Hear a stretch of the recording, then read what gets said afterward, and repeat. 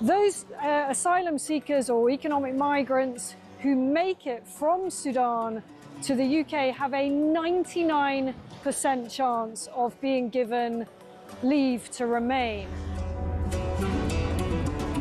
So I spent several hours talking to immigration chiefs here in Benghazi on the east side of Libya. The Libyan National Army has a very good grip on the immigration problem, albeit fighting against a huge crisis with limited resources.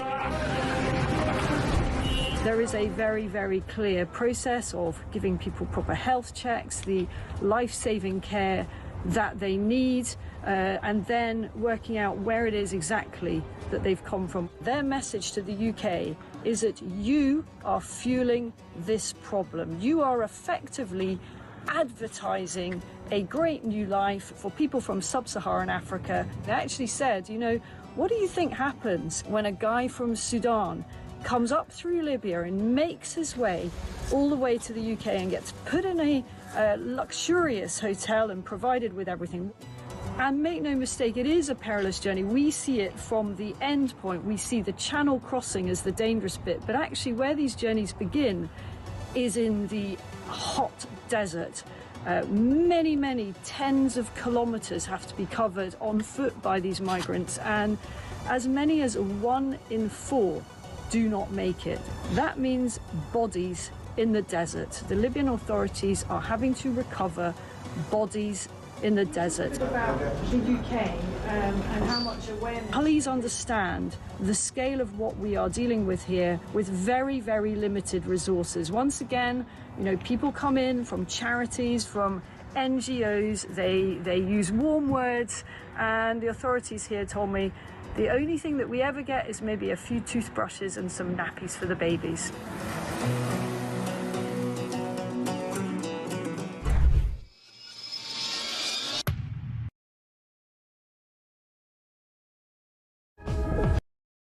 Across the UK, on DAB+,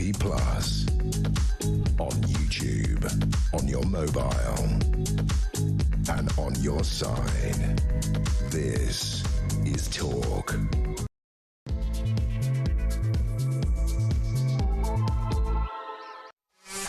There you are. Good morning and welcome to The Breakfast Show right here on Talk. I'm Kevin O'Sullivan and I'll be your host for 4 fantastic hours of news, views and topical debate all the way to 10 o'clock. Get involved, get stuck in, get it off your chest and call me on 0344 499 1000, or you can WhatsApp voice note me on the same number and I promise to play your message out. It is Sunday, December the 28th, Christmas Sunday. Here's what's coming up.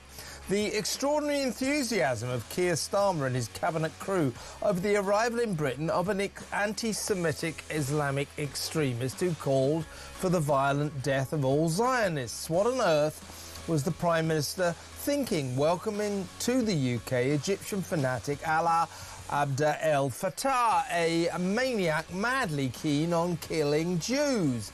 Naturally, Yvette Cooper and David Lammy got in on the act, as did the usual predictable mob of virtue signalling showbiz lovies.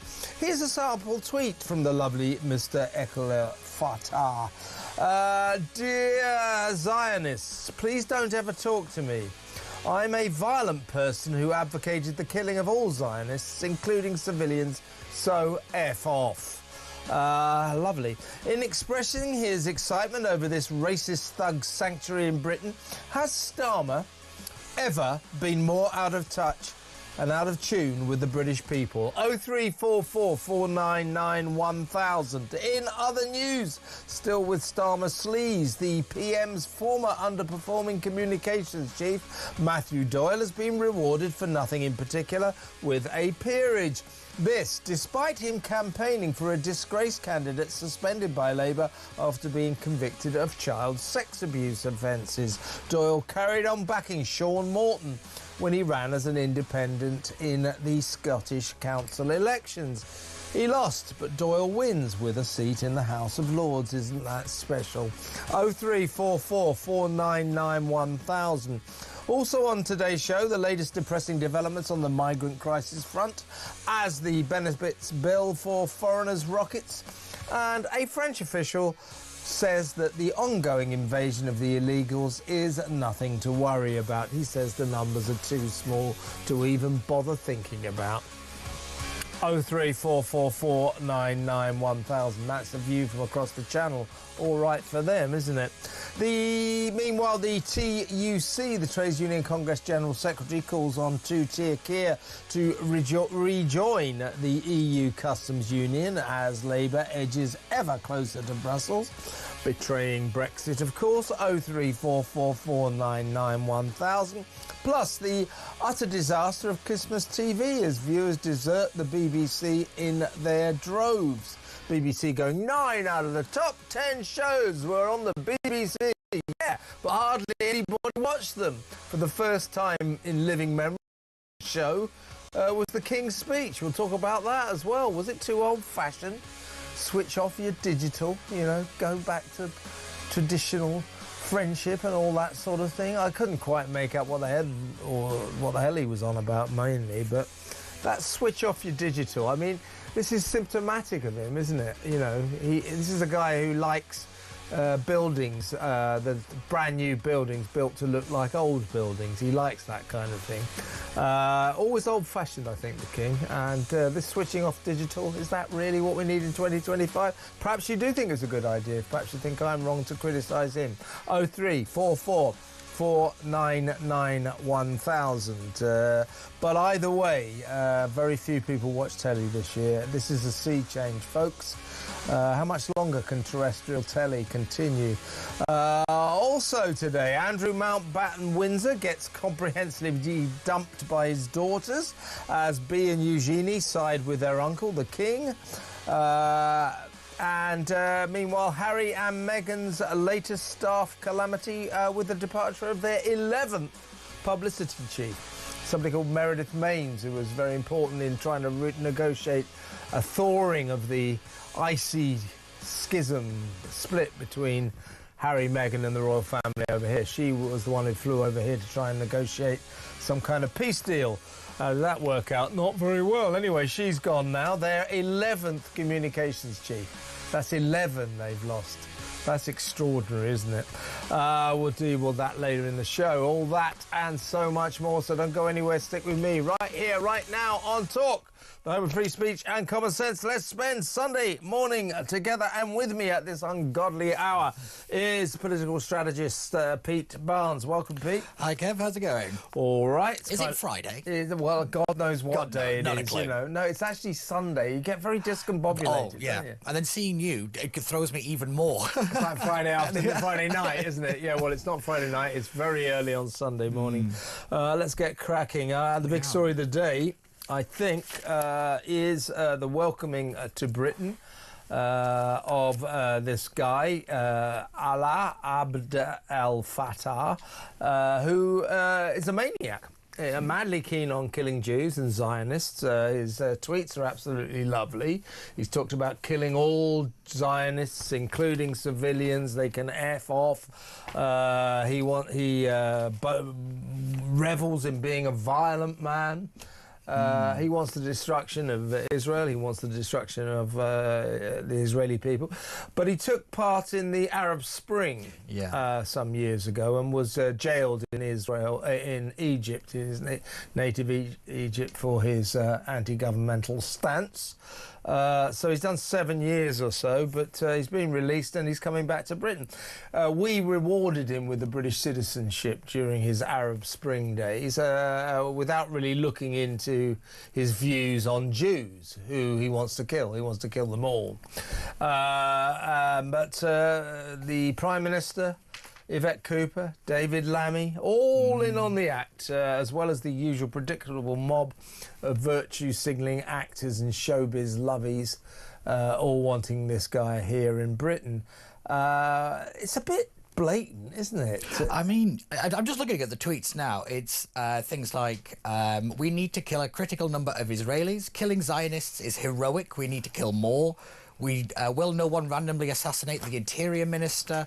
I mean, all you had to do was basically search this guy's profile, and every single thing seems to be flagged. If we look at it from a legal perspective, because it's not just about the laws that we've had recently. These tweets would have been flagged under things like the Misuse of Communications Act, the Public Order Act, or malicious communication, all of it.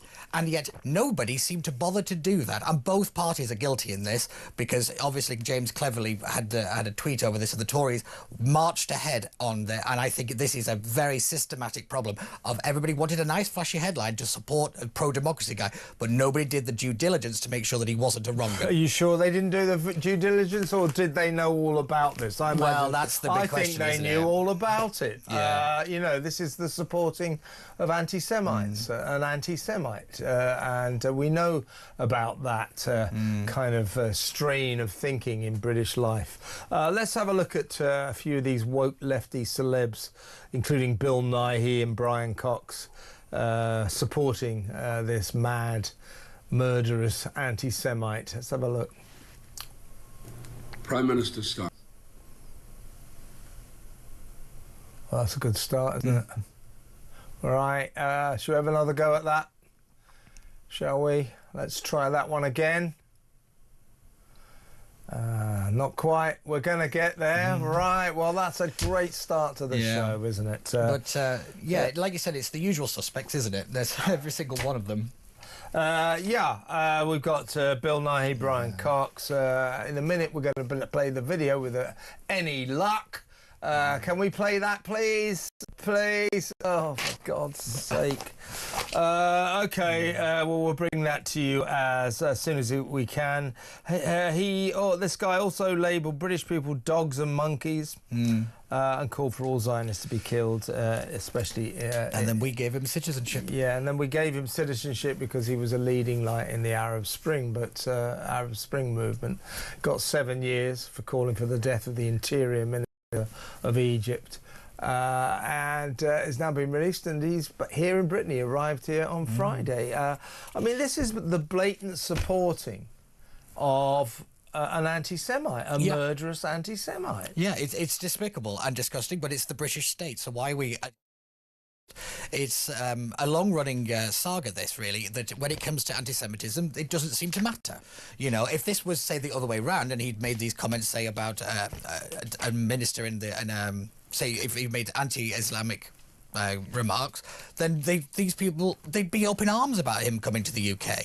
Yet there is the clear double standard, and it is very telling that the Prime Minister and within the Labour Party did not see the anti-Semitism as everybody else will see it. You know, they have a clear blind spot when it comes to this stuff, and it is very disturbing.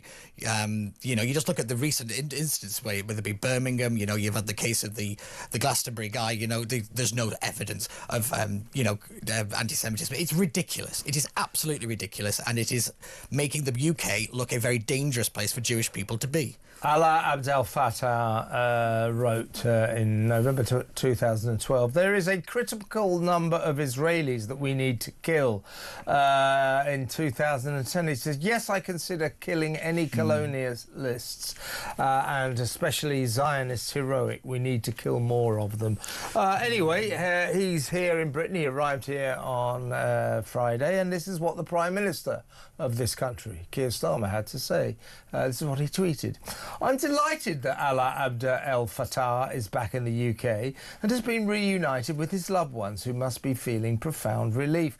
I want to pay tribute to Alaa's family and to all those that have worked and campaigned for this moment. Alaa's case has been a top priority for my government since we came to office. I am grateful to President Sisi for his decision to grant the pardon. Isn't that wonderful? That's wonderful. I mean, seriously, either Starmer, you know, ridiculously doesn't know about this guy's past, the calling for the killing of all Jews, calling for the killing of all Zionists, colonialists, you know, kill more of them. Either Starmer doesn't know about that, and if that's the case, that is ridiculous. He needs to sharpen up his operation. He's the Prime Minister of Great Britain. He should know about this. Or he does know about this, and he's tweeting this in support anyway. Sadly, I think it's the latter. I really do, because they described him as a prisoner of conscience. This man does not have a conscience at all. It's vile. There's no other really way to describe it. Yet again, we are having to talk about blatant anti-Semitism and the establishment looking the other way or just being blind to it. And it's got to stop. It's got to stop, because, you know, we had the awful scenes of people outside that restaurant here in London, in Notting Hill, where, you know, everyday Jews are having to live what they describe as smaller lives. Yeah. You know, and the Metropolitan Police openly say they can't protect people when they have these hate marches. At what point do we say we have a clear problem and nobody is willing to stand up and say it within, you know, the corridors of power in this country? It's just absurd to me. Graham Linehan, the Father Ted creator and writer, obviously a big campaigner for women's rights, always at war with the trans community, but he has tweeted about this, so I have to say, the more I think about Keir Starmer gloating about getting this man back in the country, the angrier I get. He has literally imported a jihadist anti-Semite into the UK and then asked the public for a pat on the head. It is extraordinary. The same for Yvette Cooper's done it. David Lammy's got it. What are they thinking? What on earth are they thinking? I don't think they think. I think that's half of the problem, is that they just see, you know, human rights campaigner released. They think it's a quick, easy win just before the new year, but they don't. Yet again, we don't do the due diligence, and if we do, we don't really pay attention to the big bit of anti-Semitism, which you know, is equally concerning. But I find it interesting how he says it's been a top priority of this government. How many top priorities does this man have? Because I thought it was child poverty, and then it was, you know, closer European relations. He keeps using this phrase, it's been a top priority. No, it's not. That's just another blatant lie that he's just got up and told us. That's another disturbing element of the Starmer government. There's this huge list of lovies who've signed a big petition calling for his return to Britain. They include Bill Nighy, Dame Judi Dench, Emily Watson, Emma Thompson, Joseph Fiennes, Mark Ruffalo, Paul Mason, all the usual suspects. There's about like 30, 40 of them. Yeah, those names maybe more. Stephen Fry, of course, my neighbour. Oh, God. I've got to say, if those names are on a list, it's never, like, the thing you should be supporting. They're usually the big red flag that it's not the right thing to do, I have to admit, these days. Exactly right. So, with a bit of luck, we'll get that video ready at some point. Got technical problems, apparently. We will play that to you in a little bit. When we come back, let's talk about more sleaze from the Prime Minister. He's given a peerage to a guy called Matthew Doyle, who used to be Number 10's communications chief. He was even worse than the current incumbent, who was terrible. I mean, all these chiefs, communications chiefs, palpably, they're not doing a very good job, are they? Because everybody hates the government. The communications chief's job is to make people like the government. So Matthew Doyle, no experience of the media, no idea what he was doing, absolutely hopeless, had to get pushed aside to get somebody else to try and do a bit of a better job. Of course, he's been rewarded in the usual way with a peerage. In politics, nothing succeeds like failure. Anyway, well, that would normally be sort of categorised or classified as just a normal bit of sleazy corruption, you know, looking after your mates. That's what these prime ministers and party leaders do in terms of the House of Lords. But it's worse than that, because it turns out that Matthew Doyle is being rewarded for an appalling piece of judgment insofar, and here he is on the front page of the Sunday Times here. By the way, since this is supposed to be a paper review, here we go. I forgot about this. Here we go. This is the story we were just discussing, front of the Sunday Telegraph. Starmer welcomes extremists to Britain. That much we've done. Now, this is the Sunday Times. Their lead story is PM new aid campaigned for paedophile but made him appear. So Matthew Doyle useless Downing Street Director of Communications, sacked in March. Sorry, stepped down in March. He campaigned for a guy called Sean Morton, who was a Labour councillor up in Scotland. Now, Morton was suspended by the Labour Party back in 2016 for distributing child sex images, paedophile offences. So he's a convicted paedophile. Matthew Doyle went up to Scotland to campaign for him, knocking on doors in May 2017, wearing a T-shirt emblazoned with "Re-elect Sean Morton." Sean Morton was a convicted paedophile at the time. So this guy is getting re-elected, isn't he? Or is getting rewarded for this terrible judgment. Yeah, definitely. But then you also have to remember that actually there's there's Pam Duncan Glancy, who was a member of the Scottish Parliament. You know, she's had to quit Holyrood entirely because of her relationship and continued friendship with this individual. Yeah, she quit. She's quit, yeah, but not just like quit from a ministerial. Quit Holyrood, like she's had to leave the entire gig, as it were. She said she quit from her front bench position up in Holyrood, saying that a terrible misjudgment, lack of judgment, she carried on her friendship with Sean Morton. So she quit politics over it, saying, "I've made a terrible mistake." Matthew Doyle carried on campaigning for this paedophile, and now he's been rewarded with a peerage. We'll talk about that when we come back.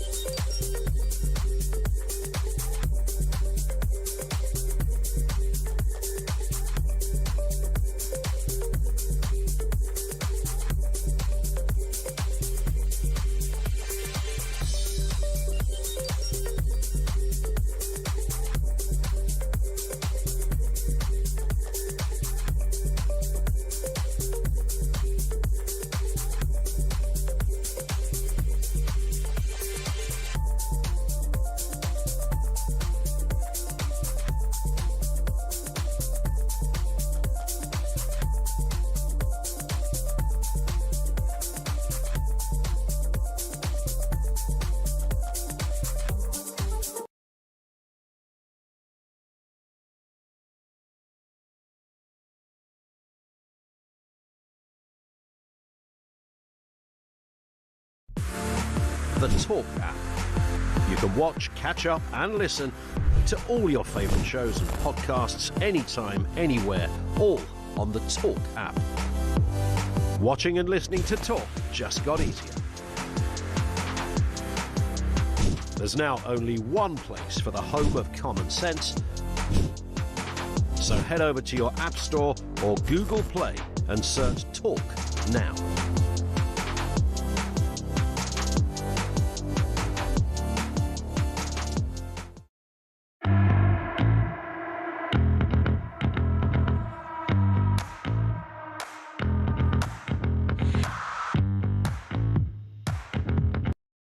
Across the UK, on DAB+, on YouTube, on your mobile, and on your side.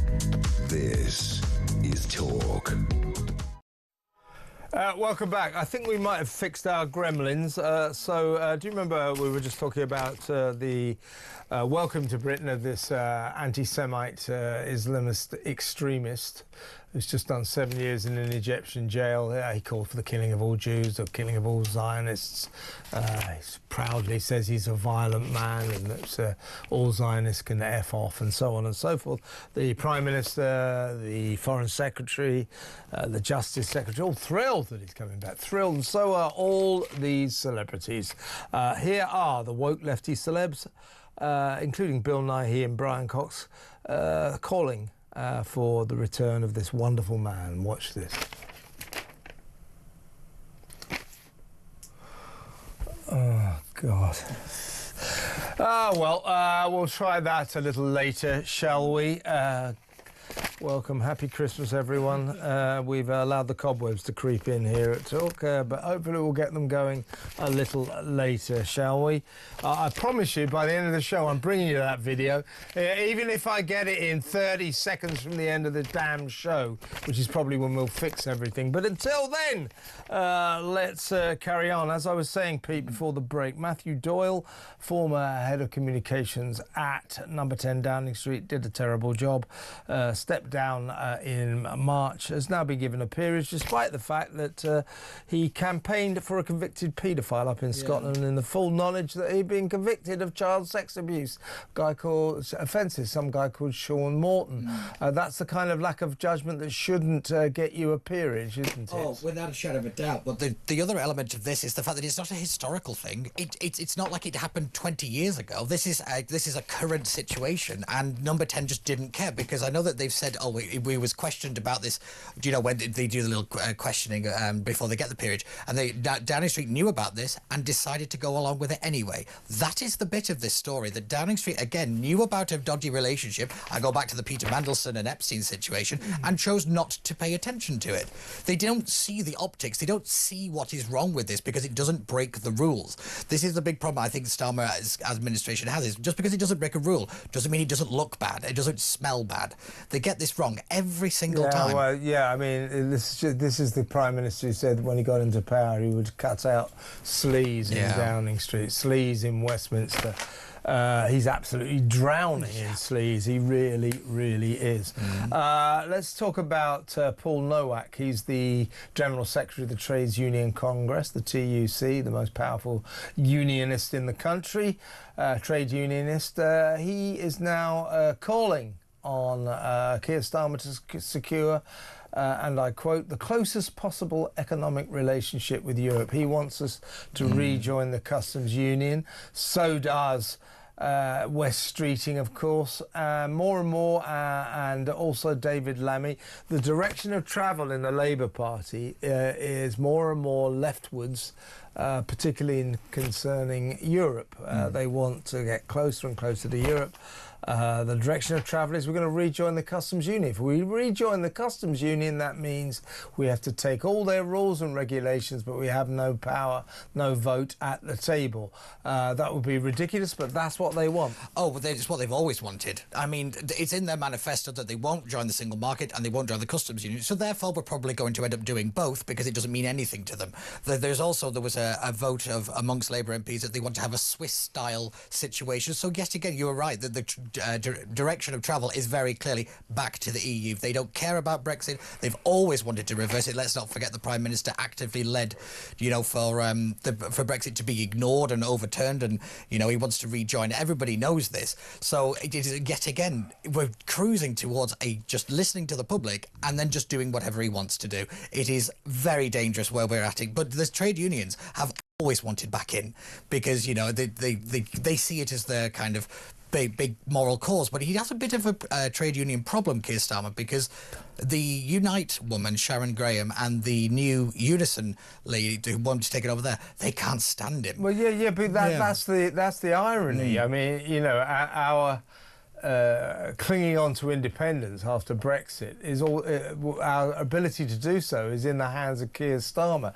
Keir Starmer, in fairness, realises that if we rejoin the customs union, it will be seen as a massive betrayal of the Brexit vote, quite rightly. And Keir Starmer is wary of that. He's our last defence against basically shelving Brexit altogether. Now, he will lose his job, year, and he will be taken over. Whoever defenestrates him will be further left. It'll be, West Streeting seen as a moderate force, but he's further left than Keir Starmer.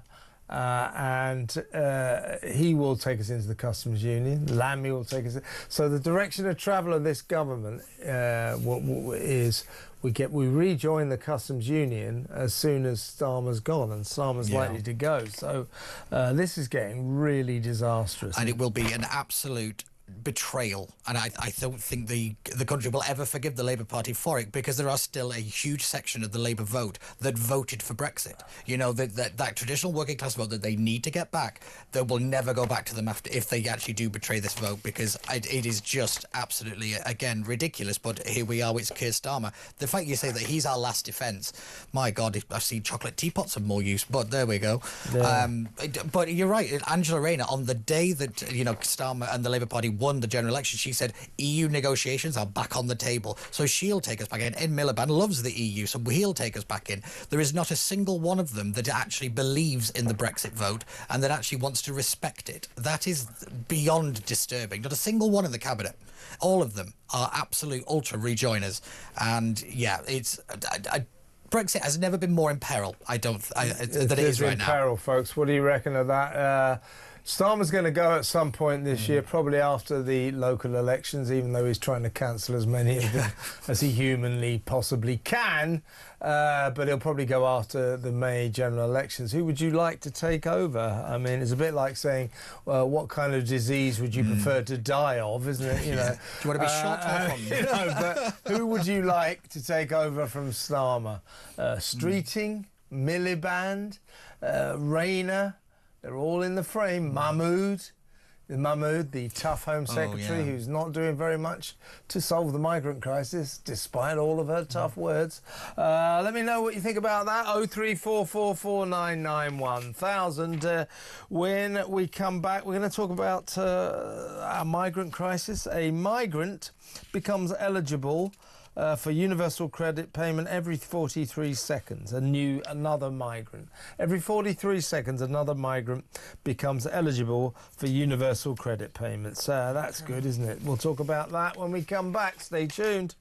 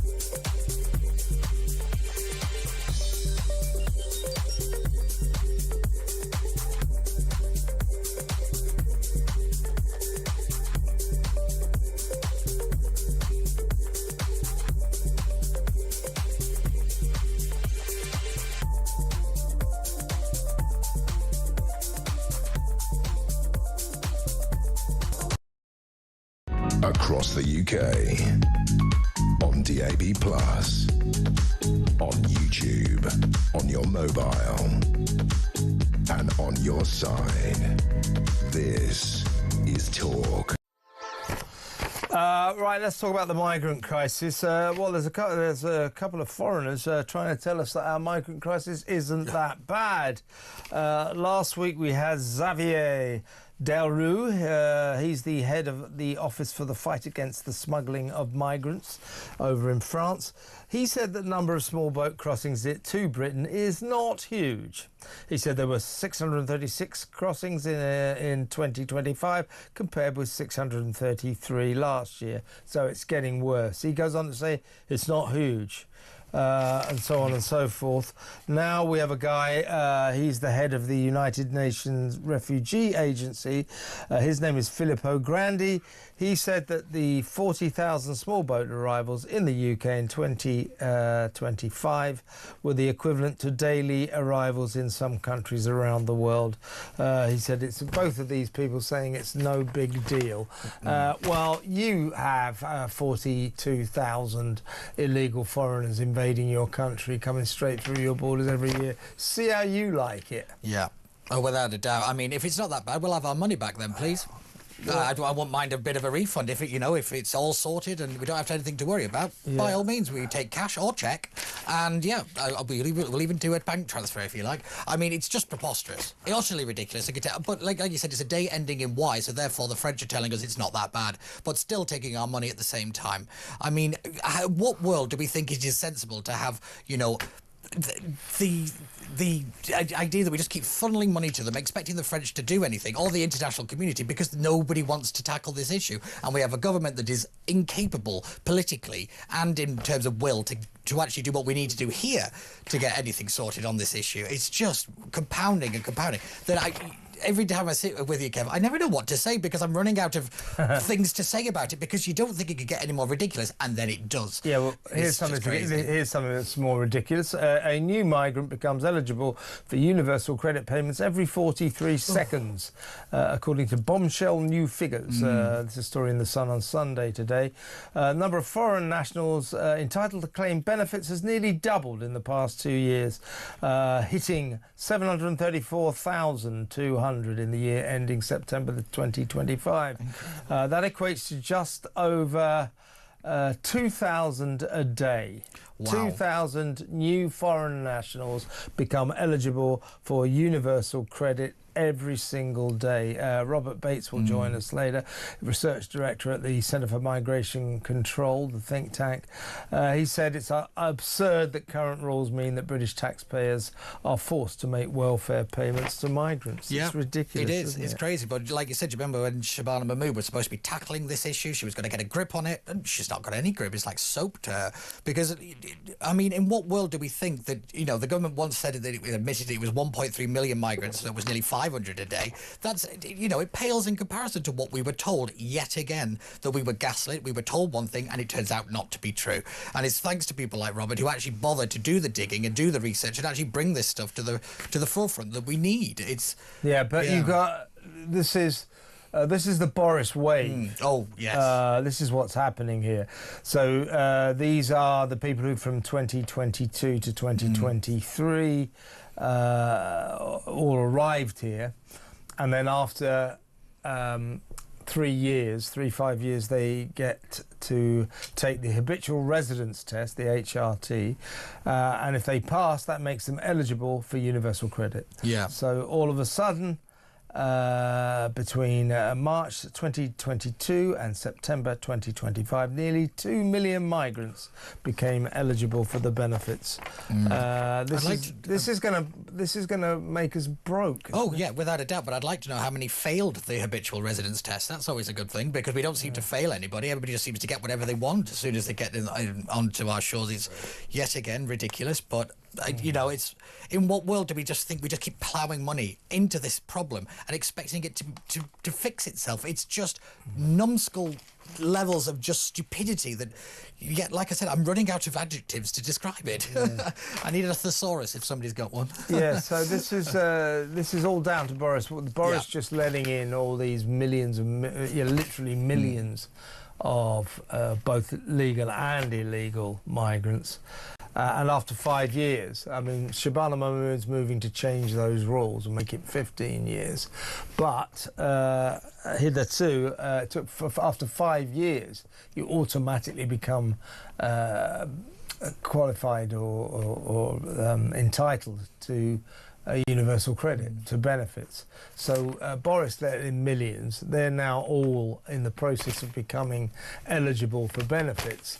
So every 43 seconds a new migrant becomes a drain on our welfare system. Unbelievable. We just don't have the resources for it, because it's not just necessarily the money, it's the strain on the system that already is broken to begin with when it comes to doctor's appointments, dentists, schools, housing.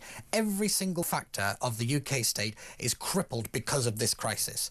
And yet somebody has to take control of it, because it will bring the entire thing down with it. Everything is infected by this migrant crisis, and it's got to stop. But yet again, it's just not going to happen. And I mean, Shabana Mahmood might say she wants 15 years. I mean, she'll be lucky to get 15 minutes extra added, thanks to the backbenchers of the Labour Party, who don't want her reforms at all. There is no appetite amongst the Labour MPs to back her. And yeah, we're just done for until this lot is actually removed from office. Which will be quite a long time. Let's go to break. When we come back, Reform UK, Nigel Farage, right? In the end, what Nigel Farage is, and I'm not necessarily criticising him for this, he's an old school Tory. That's the thing about Reform UK. They are what the people like Farage, they are what the Tories used to be. And of course, old Nigel's true blue old school Tory colours came to the fore over the holiday break, where he's talking about like said, we must be allowed to have trail hunting, fox hunting and all that. Tories, they just love killing out animals in the countryside. That's what they love to do. So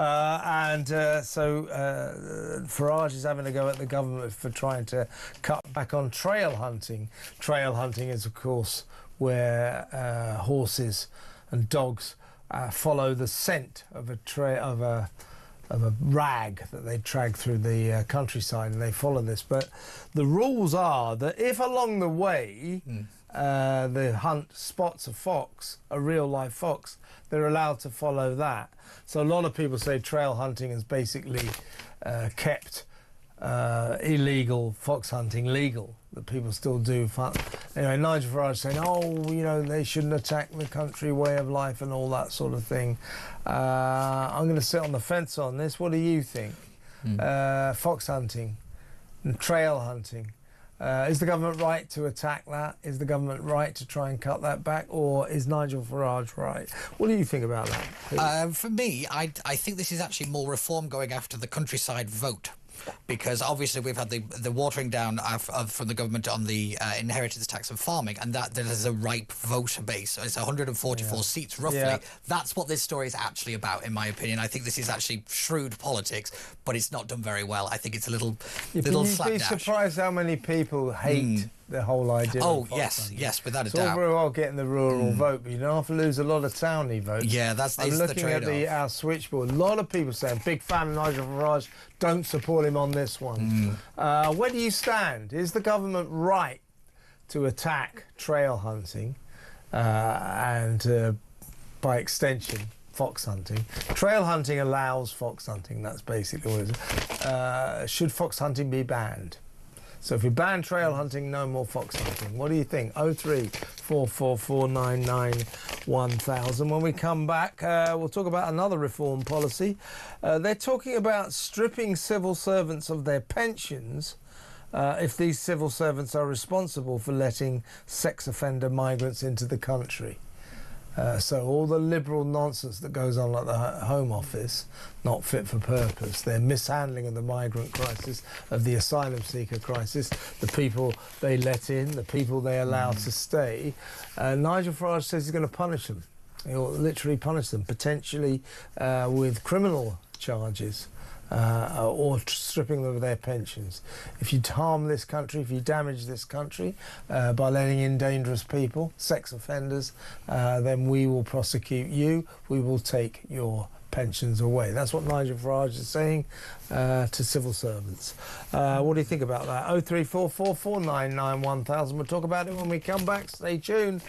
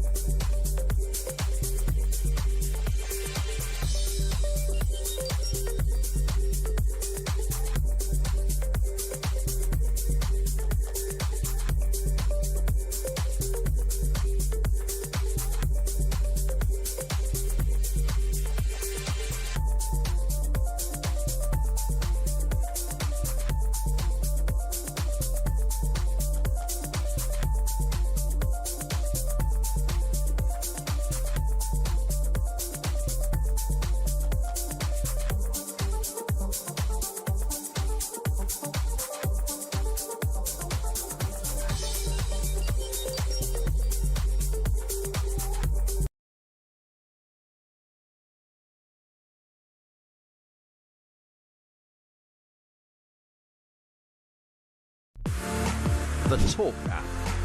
You can watch, catch up and listen to all your favourite shows and podcasts anytime, anywhere, all on the Talk app. Watching and listening to Talk just got easier. There's now only one place for the home of common sense. So head over to your App Store or Google Play and search Talk now.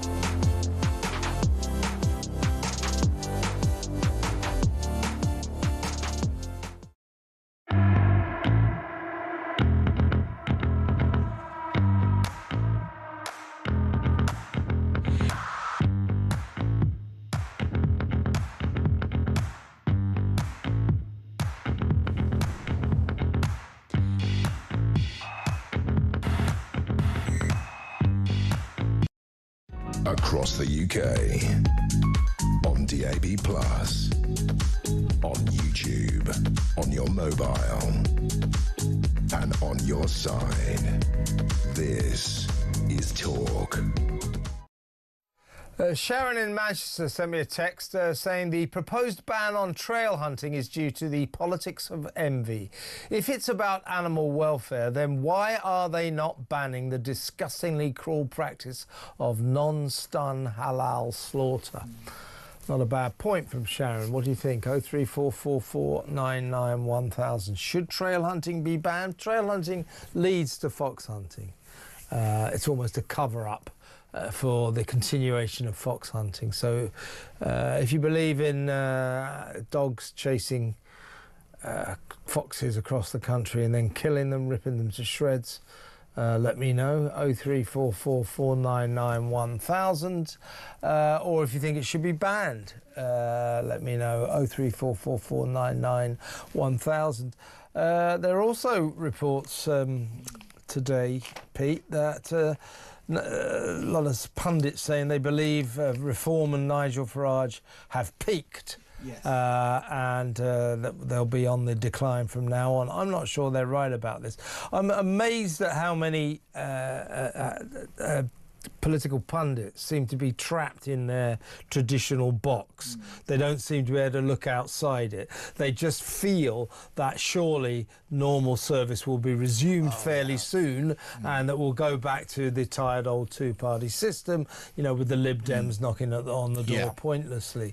But I think they may be wrong. I think we might be seeing some kind of upheaval, some kind of shift in the sands of the way politics works in this country, but our pundits seem to be so trapped in their traditional outlook that they feel that Reform's challenge cannot continue. I don't think they're right. No. I think that come the next election, the polls are going to look very much the same as they do now, with Reform with about a 30% lead. I don't disagree. I actually, I'm no lover of Reform or Nigel, but what I will say is that do not count them out. At what point do we continue to use old rules in the new situation? Exactly. It doesn't make any sense. And everything else has all changed, so why wouldn't this? Because you know what, Nigel could pull things out of anywhere, and he's very good at campaigning. The thing that Reform are struggling with is connecting with a new voter base that was not a natural Reformer. So basically they're really struggling to kind of get hold of the kind of that new base that would push them over the 35%, which is what you need realistically to get the majority. The reason most pundits are looking at this wrong is they're so obsessed with, is there going to be an electoral pact? And, they're looking at the Westminster gossip bit. They're not actually understanding that Reform are not like any other political party. They're not the two parties. They are much more nimble, and they're more able to attack, because they are, for want of a better word, they're clean of most of these problems. What Nigel needs to do is to focus. Message discipline is key for him, and he's got to have the most exhausting year of his entire life, because it's about momentum. He's got to hit the ground running, and he's got to have some big policies and some big names, and he's got to really push very early on, because if they cancel these elections, that's yet again a little bit of wind out of his sails. But they won't cancel all of them. I mean, it'll be like the last time. The point about we have to say, for balance, that Labour say they're not cancelling it for political reasons. They're cancelling it because border changes in all the various wards and boroughs and constituencies will come in soon after the proposed elections in May, and therefore, for example, some councillors would only be in power in their seats for literally a matter of weeks, so they're saying they might as well wait. That's what Labour is saying. Obviously, Reform, the Tories, all the critics say, no, you're cancelling these elections because you're going to get a shellacking, you're going to get absolutely thrashed, and you don't want the humiliation of that. Well, that's fair enough. Yeah. But they did this once before, didn't they? Yes, They cancelled all these elections, allegedly to make themselves look better by not losing them all, but there are enough of them to still make it look really bad for Labour. So there still will be local elections come May, no matter how many they try to call off, and the chances are that that will still be an extremely bad look for Labour. So yet again, Starmer gets it wrong on all levels. I think of a level and he's wrong on it, but what could be quite good for Reform is actually this gets rid of the kind of foregone conclusion. So you'd actually encourage people to go out and vote, because if there is the sense of, well, Reform are just going to walk it, a lot of voters may not turn out to vote. This seems to happen quite a lot in British elections. So basically, they need to keep that kind of excitement, that buzz and that movement going. This is why we call it the big mo. That momentum's got to power through. And, these little mistakes, that Reform kind of gets sidetracked on, they've got to cut them out. They've got to stick to a message plan and really push hard. And they've got to start to talk about things like the NHS and the economy, which are big, big issues for voters. They've got the immigration thing on lockdown. Nobody can reform on this issue. So they've got to start moving into different issues. That's what I need them to do in the new year. But they're still in the period now where they can pretty much say anything, and they are saying. So today they've announced that Reform would prosecute civil servants who have knowingly let foreign sex offenders into Britain. Nigel Farage's party said it would legislate to create a new criminal offence of dishonestly determining an asylum claim. So, in other words, these lefty civil servants who are pushing through applications from asylum seekers who are sex offenders in foreign countries will be prosecuted. They might lose their jobs and their pensions. This is a good headline. It's a good rally the base policy. Doesn't really mean much, does it? Well, I bet they don't do this. The problem is if they have too many of these kind of things, it could then be thrown back at them that they're still a protest party, that they're not a government in waiting, which is what they need to be. This is why they need to kind of firm up, and they need to be a lot more serious, and kind of this stuff's great over this period because it's Christmas, New Year, nobody's paying attention, but come back January they've got to hit this ground running, because the one thing they are still weak on is the economy. They had a terrible kind of season over the budget. That's where the Tories started to get their foot back in the ground. And how many times have we said, didn't Kemi do well, didn't Kemi have a good session? That's why Reform are now on the attack on this stuff, because they realise that they are losing a little bit of speed. They're not out of the game by any stretch of the imagination, like some idiots have them saying, but they've got to kind of step it up now. And I really do think Nigel's going to have the most exhausting year of his life. He needs to have an exhausting year, but it could be a great year for Reform. I suspect they're going to go from strength to strength, and all those pundits who can't see outside of their little traditional box will be proved to be rather stupid. I mean, honestly, folks, the times they are a-changing, as Bob Dylan once said. Get with the damn programme. Now, talking of which, shall we have a third attempt to try and watch the Lovies speaking out in defence of this anti-Semite Egyptian who's arrived in the country? Let's see if this works, shall we? OK, 1, 2, 3, take it away. Dear Prime Minister Starmer. Dear Prime Minister Starmer. Dear Prime Minister Starmer. Prime Minister, I'm making this video because I, like a lot of people, and I should imagine yourself included, are deeply concerned. Dear Prime Minister, I'm reaching out to you today because I'm extremely worried. I am one of many thousands in Britain and all around the world who are deeply concerned about the fate of the writer Alaa Abdel Fattah. The brilliant, courageous and inspiring writer who has been unjustly imprisoned in Egypt for far, far too many years. He's an anti-Semite. Yeah. He's a racist. He wants to kill all Jews, all Zionists. What are these people on about? Yeah, they're on By about... the way, welcome to the show, Brian and Bill and everyone. I'm glad you made it in the end. Yeah, amazing. Yeah, they're all about him being a writer. Not a single one of them He's have a read those writer. tweets. He's a writer, is he? Yeah, not a fighter, but he is a fighter, obviously. Yeah, they're not read his tweets either. So this guy arrived in Britain on Friday. He's now here. While he was in jail, we gave him British citizenship just to signal our virtue because he was an Arab Spring campaigner. But whilst he campaigned for freedom in the Middle East, in Egypt and other countries, he also was campaigning to kill all Jews and all Zionists. So that's good, isn't it? Yeah, all these people seem very concerned about that, don't they? Yeah. You know, it's just like I said, when those people are on a list, whatever they're in favour of, it's not a good thing. It's just a general rule that I have these days that if, you know, a load of lovies love something, it's not the right thing to support. He urged Londoners, our friend Mr. Alaa Abdel Fattah, also urged Londoners to burn Downing Street, and he told his supporters to kill the police and stated that he hated white people. So it's good to have him here, isn't it? Yeah. Good. Wonderful. Yeah, no wonder the Prime Minister and the Foreign Secretary and the Justice Secretary and the Cabinet are so thrilled. And all those lovies, so pleased that he's now here. It's pathetic, isn't it? Yeah, but it's 2025 at this point. It's just kind of, it's farcical, but it's beyond serious, but... You know, we just don't have a government that takes it serious. They don't see what we see. They don't understand that you can't have a person like that in the UK and who has no connection here. That's the thing that I'm struggling to find as to why we gave it to him in the first place. It's not like he's got some great art. It's because he was thought to be some kind of great freedom campaigner in the Arab Spring saga all those years ago. And he went to jail for threatening the life of the Interior Minister. Yes, it was, yeah. He likes to threaten to kill people, this guy. But he's a fantastic writer, apparently. It's great that he's here. It's fabulous. I mean, this is unbelievable. The guy is an anti-Semite. He's clearly a racist. He wants to kill... He's clearly got murderous tendencies. And yet he's being greeted as some kind of arriving hero. Yeah, and we put Lucy Connolly in prison. Well, yeah, exactly. I mean, at what point do we just say that there is a two-tier society here? At what point do we have to say that that is what is on the table? It's just... I'm just... Of course we have a two-tier society. It's two-tier Keir as our Prime Minister.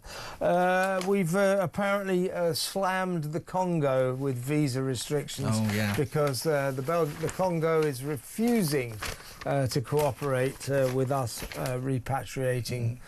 deporting their migrants who've come here to Britain.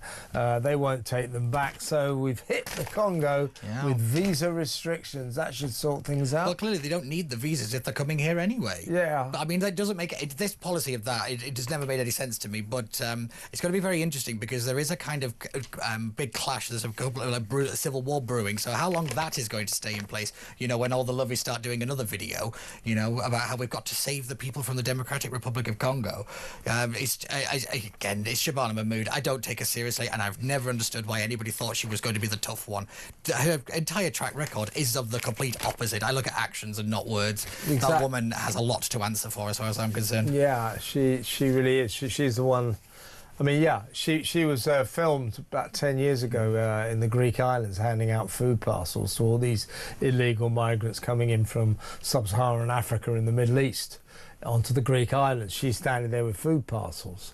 This woman, she loves migrants. She's not an anti-migrant person. She's a classic left-wing Labour politician who just loves them all coming here, loves them coming through our band. She's not going to sort things out. She doesn't really want to. I don't think Starmer wants to. I don't think Yvette Cooper wants to. David Lammy definitely doesn't, nor does Ed Miliband. These people like our porous borders, don't they? Yeah, they do, but you also have to remember Shabana Mahmood is clinging onto a seat with the skin of her teeth. She had a cathedral-like majority. Now it's less than 3,000. And falling. I mean, that's another interesting point. You know, they talk about West Streeting becoming the Prime Minister. at the next election, he's liable to lose his seat. 1.1% he has. So possibly will Angela Rayner. They have, kind of really, really slim majorities that they're clinging onto, and most of them have seats that are very Muslim in their nature. Yeah, without doubt. And also, if you look at Ed Miliband, Nigel Farage has got him as #1 on the target list for his seat. So, not even he is safe. This is why I don't think Keir Starmer's actually going anywhere for a long time, because nobody else is going to have a seat to replace him. Exactly right. Well, look, we're going to go to break now. Pete's going to stick around. When we come back, we'll talk about who might... Talking of Mahmood, she's one of the many players, the runners and the riders, who fancy themselves as a future Prime Minister. So Keir Starmer will go at some point this year.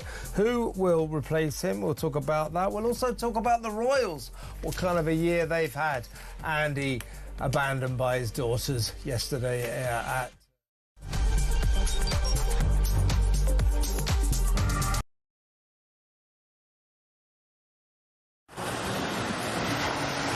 Libya has become a major transit route for refugees and migrants from sub-Saharan Africa, and many of them come through Libya dreaming of getting to the UK, particularly from Sudan, where there has been a civil war waging for the last 2 years. And those asylum seekers or economic migrants who make it from Sudan to the UK have a 99% chance of being given leave to remain.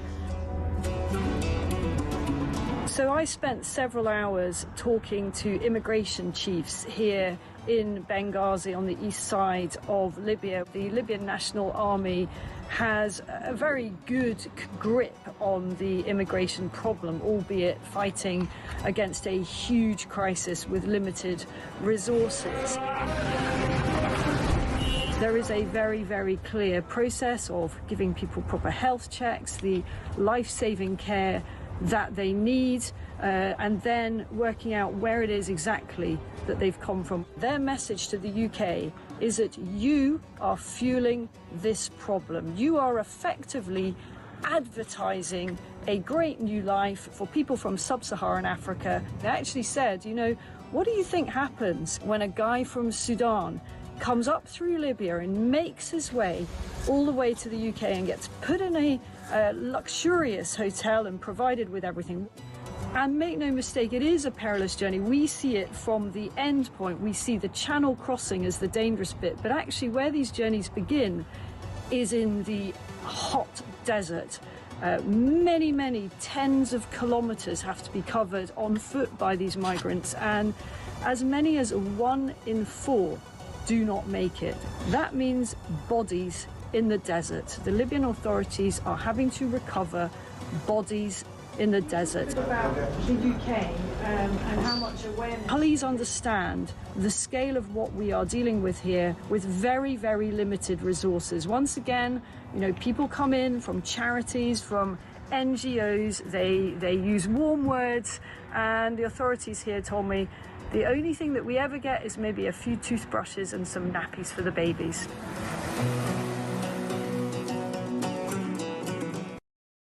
Across the UK, on DAB+, on YouTube, on your mobile, and on your side. This is Talk.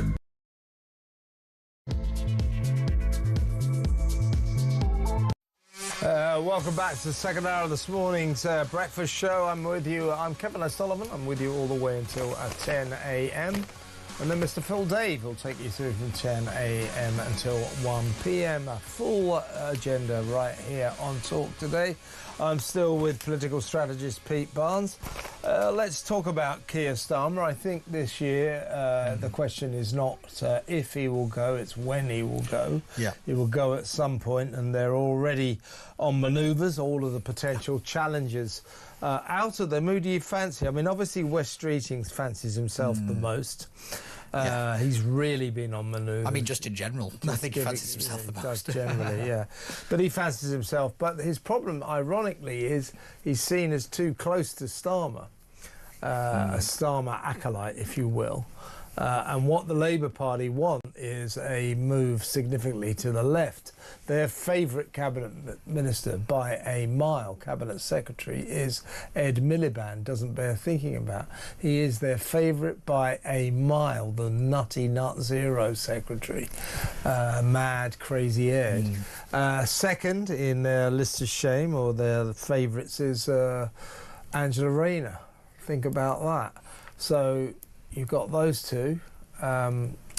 Then you have West Streeting. Shabana Mahmood fancies herself. Yeah. Even John Healey, doesn't he? The Defence Secretary. He's the quiet horse of this race, I have to admit. But Shabana Mahmood got either the kiss of death or the kiss of support from Tony Blair not so long ago, because he was singing her praises. So I don't know how people feel about that one, but me, not very comfortable. You know. But this is the big thing, that the Labour Party is more factional, I think, than the Tories have ever been right now. But the reason why I think Starmer will linger on longer than we want him to is because this lot will never agree to a single person, and the last thing they want is a very messy public spat, because the way that the Labour Party re-elect people is very different to the Tories. They don't defenestrate. It's not just a single up and down vote. But what they're thinking, what they're worried about is, or their problem with Starmer is they don't think he can win the next election. Yeah. So it's pure pragmatism. They need to get rid of this guy because he's a guaranteed election loser. Yeah, I think realistically the only reason he won was actually they thought he was an election winner. You know, I think that's the only reason that he was the quiet candidate of all of this, because he was the sensible one in the room. I would consider that for a sentence. But, you know, this is the thing. For me, I think the money's still on Angela Rayner because it's the Labour Party and they're not going to be sensible. West Streeting, I think he's just out of it. I think he is too close to Starmer. I also think he's been too free-thinking. The number of times he's gone in for re-education, over certain things with the NHS has been very concerning. So, on their perspective, but Ed Miliband is still the Labour Party's favourite, and I don't want to say it out loud or put it into the universe that he might be the Prime Minister. But it really doesn't bear thinking about. But the Labour Party, the majority of people in the Labour Party are incapable of making a sensible decision, and the chances are, they want to get rid of Starmer because he's not left-wing enough. They want someone like Miliband or Rayner because they're very left-wing.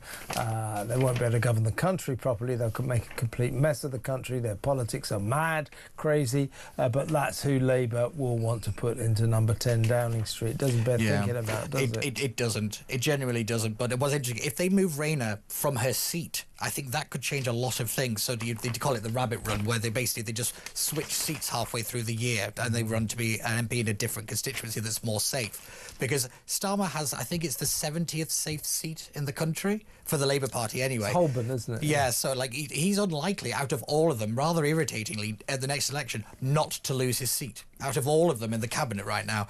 The one I would keep your eye on is Bridget Phillipson. I've said for a long time. I've said for a long time she is the threat, in my opinion. The rest of them are somewhat pantomime villains, but she's quite calculating. She knows what she's doing. Mind you, she got a real kicking, didn't she, in the deputy leadership contest? Yeah, but she's not exactly, their homecoming queen. Yeah, but if they all take themselves out, she might be the one left standing. Well, why would they take themselves out? Because they can't agree with each other. So they'll all start having this internal spat. Yeah, but they won't drop out just because they don't agree with each other. But they won't drop out. But what I mean is they'll factionalise so much that actually they'll end up splitting the vote so much that, so a quiet horse like a John Healey figure or Bridget Phillipson will suddenly be we're not part of that lot. Which I can see how this can go, because it's all about where the trade unions go. That is the big kind of spectre in the room, because if they start backing... the unions will go with Actually, they don't they don't like the net zero stuff. So Angela Rayner is their natural candidate, but will they think that she's too tarnished after the whole property taxes thing? They definitely won't go with Wes. So who else are they going to pick? Lisa Nandy? Let's not say that out loud again. But yeah, it's not going to be Lisa Nandy, is it? Yeah, Shabana. They might throw in with her, but is she too tough on immigration now? Has she ruled herself out for being too right wing of the Labour Party? Well, there's another sentence that I didn't think I'd say today. Well, the sensible ones would probably go for West Streeting. Yeah. If they could. It's all four of them. Because West Streeting, exactly. West Streeting is the most kind of plausible Yeah. prime minister among them. But Yeah. they, a lot of people say, oh, well, it couldn't be Ed Miliband because Ed Miliband lost lost that election against Cameron. But they don't think like that. No, they do don't. No, because let's not forget they thought the Edstone was a good idea. So well, there we go. they also thought Jeremy Corbyn was a good idea. Yeah.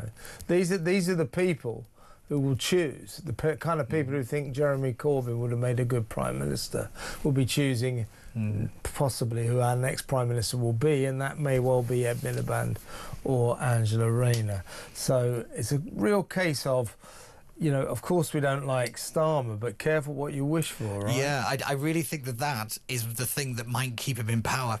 At the moment, the thing I'm clinging on to for dear hope is that people see that the others are terrible for the public and they won't push for a leadership change. But like you said, the May elections are going to be decimating for the Labour Party. I think they're going to get their butts handed to them in Wales in particular. That will be a dramatic moment in British politics.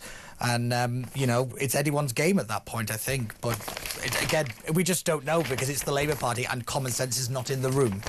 Let's talk about this extremist again, Alaa Abdel El Fattah, who called all British people dogs and monkeys.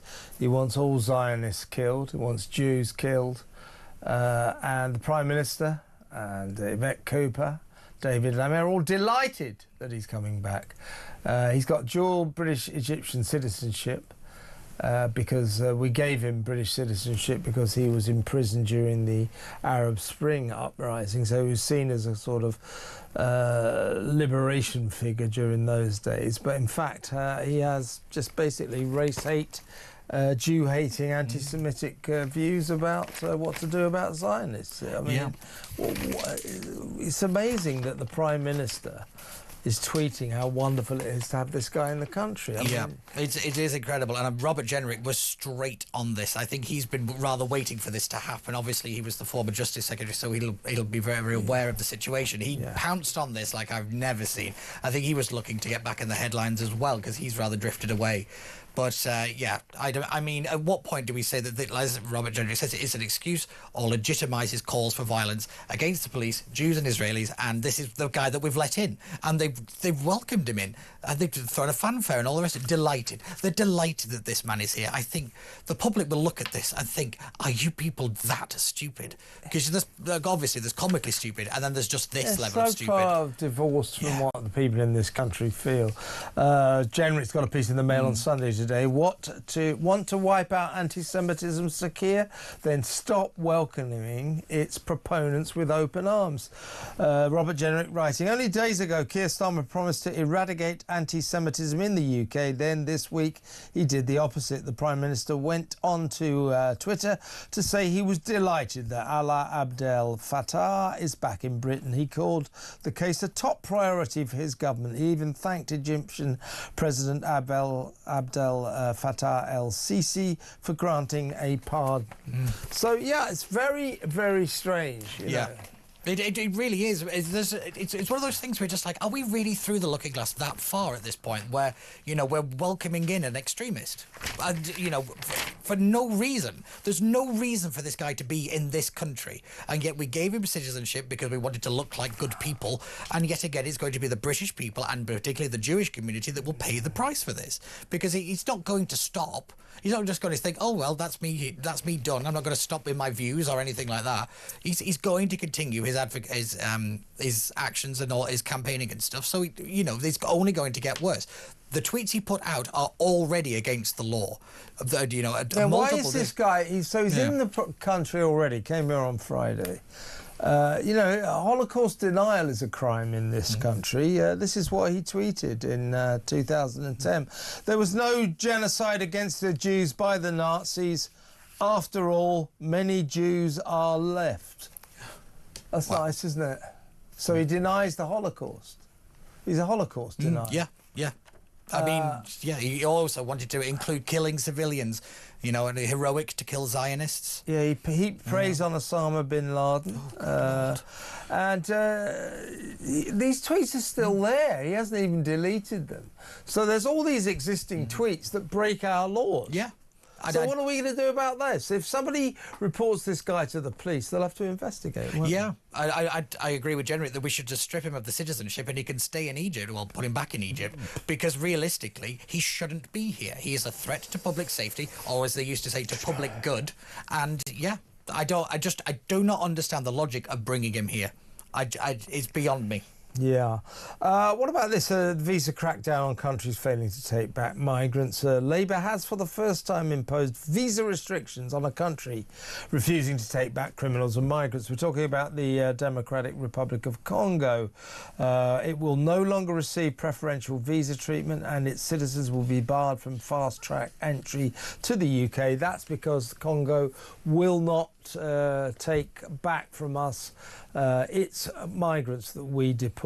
Yeah, I'd be interested to know how many. This is a bit like so bloody what? Yeah, isn't it? Yeah, getting at his so window what? dressing. Yeah, big deal. I would love to know the numbers of how many people have come from the Democratic Republic. I do know how many. Oh, there's 30,000 in the country. Oh, right. 30,000 that's actually quite a Congo significant number. migrants. I mean, I don't know how long a period they took to arrive, but there's a fairly significant number here.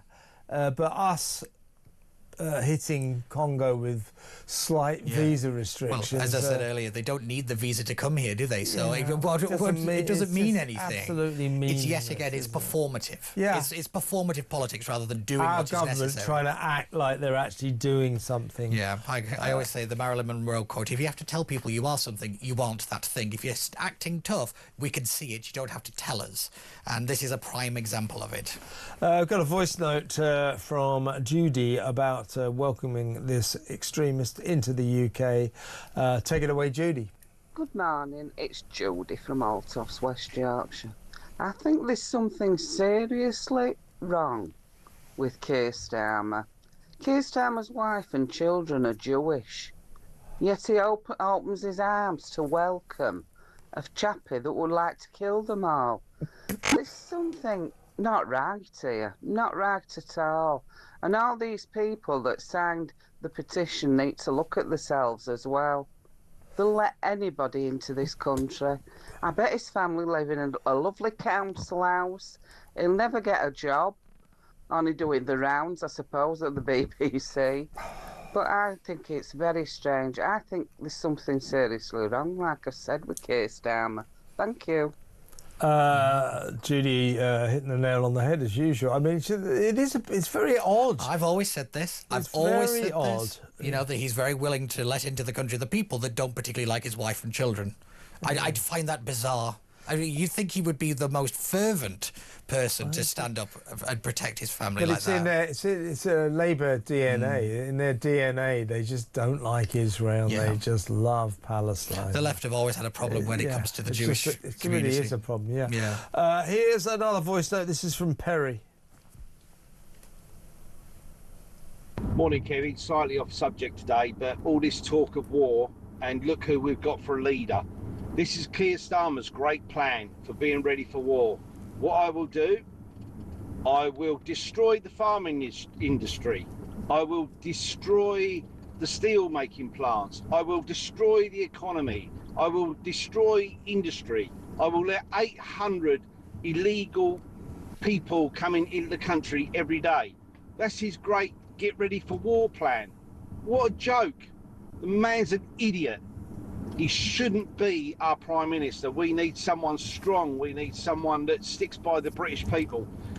I really do wonder sometimes, whose side is this man really on?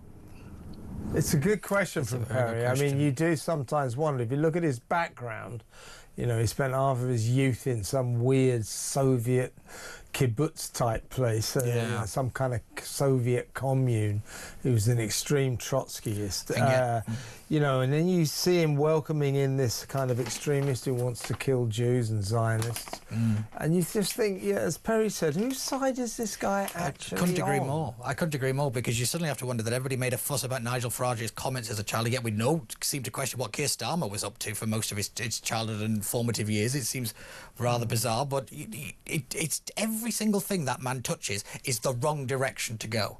every single aspect of his entire policy agenda has been at the detriment of Britain, not its promotion. Yeah. But Perry's saying we're going to get rid of this guy, but as we've been discussing, if we do get rid of Keir Starmer, that would obviously be good per se, but then the problem is, who do we replace him with?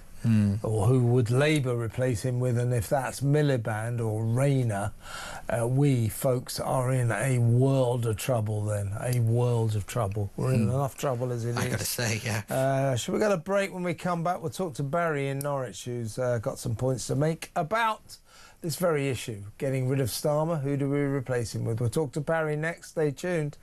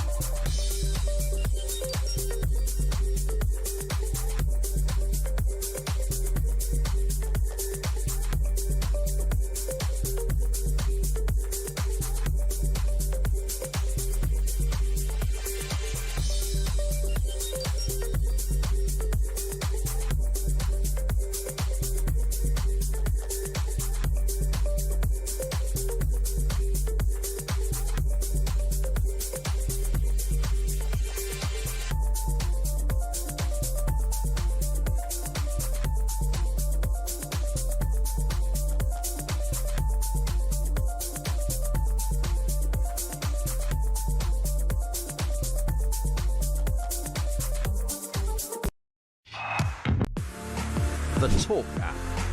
You can watch, catch up and listen to all your favourite shows and podcasts anytime, anywhere, all on the Talk app.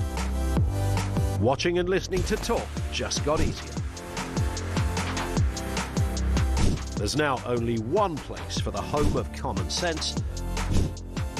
So head over to your App Store or Google Play and search Talk now.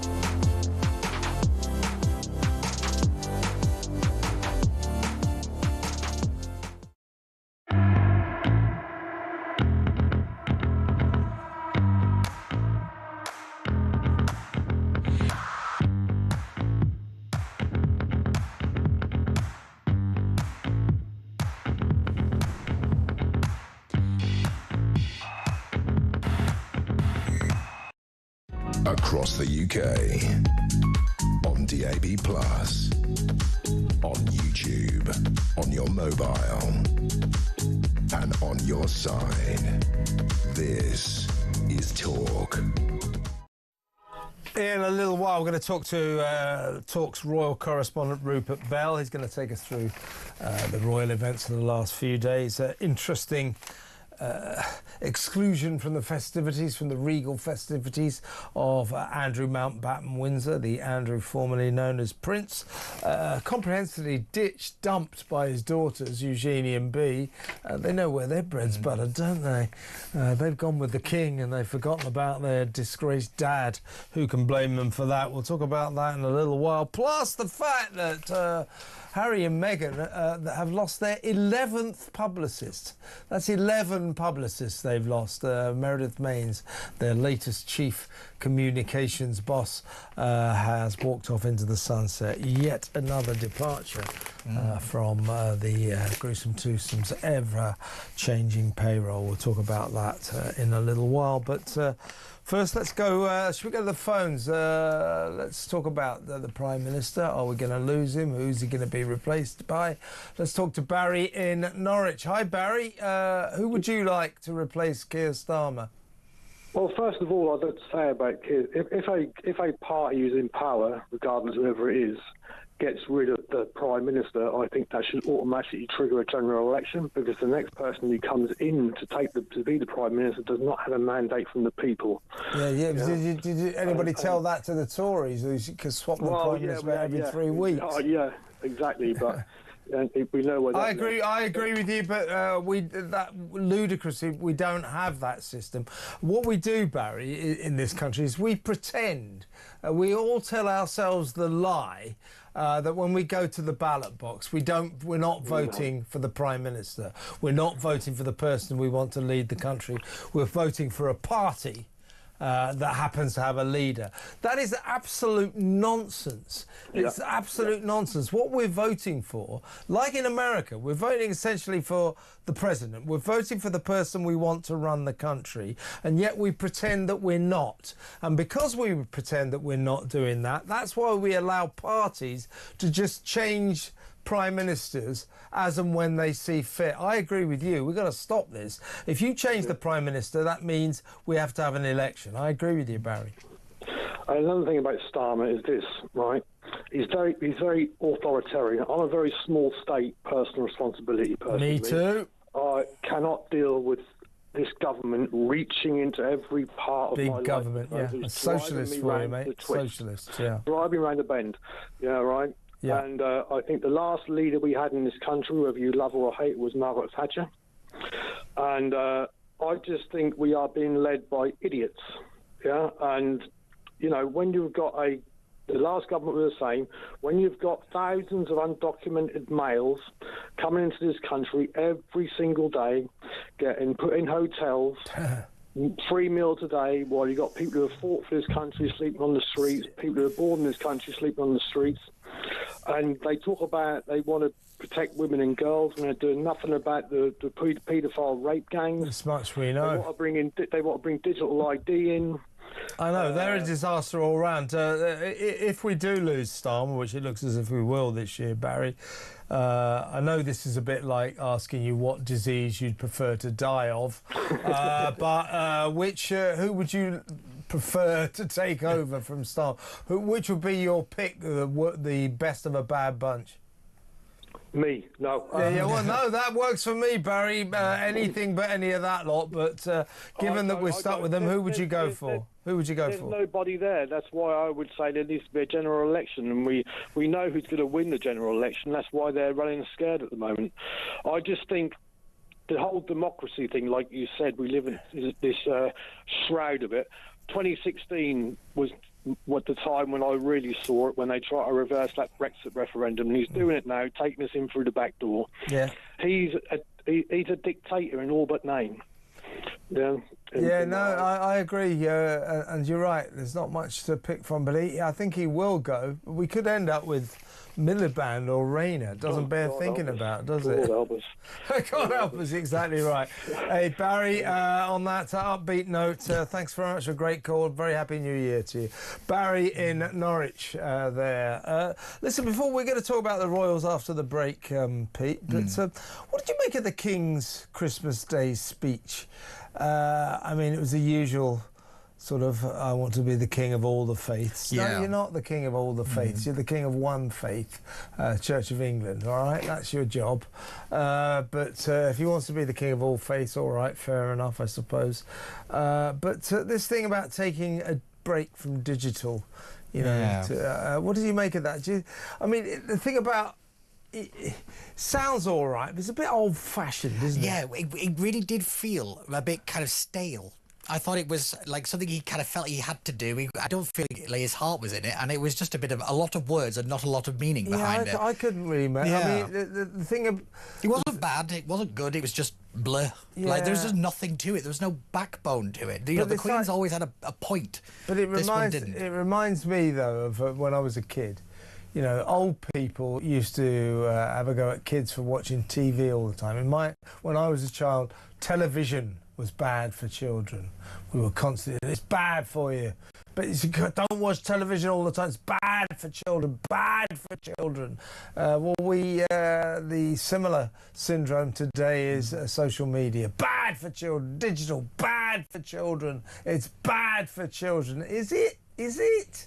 I mean, I know it's got there are bad elements to it, but hasn't social media made things better for kids? Yeah, I've got to say there's a poll out today that most Britons want to follow the Australian style and have a clean ban for kids on social media under the age of 16. Do you think that's true, though? Well, I think for me, social media is the pantomime villain. It is the easy thing to blame because most people don't really understand it.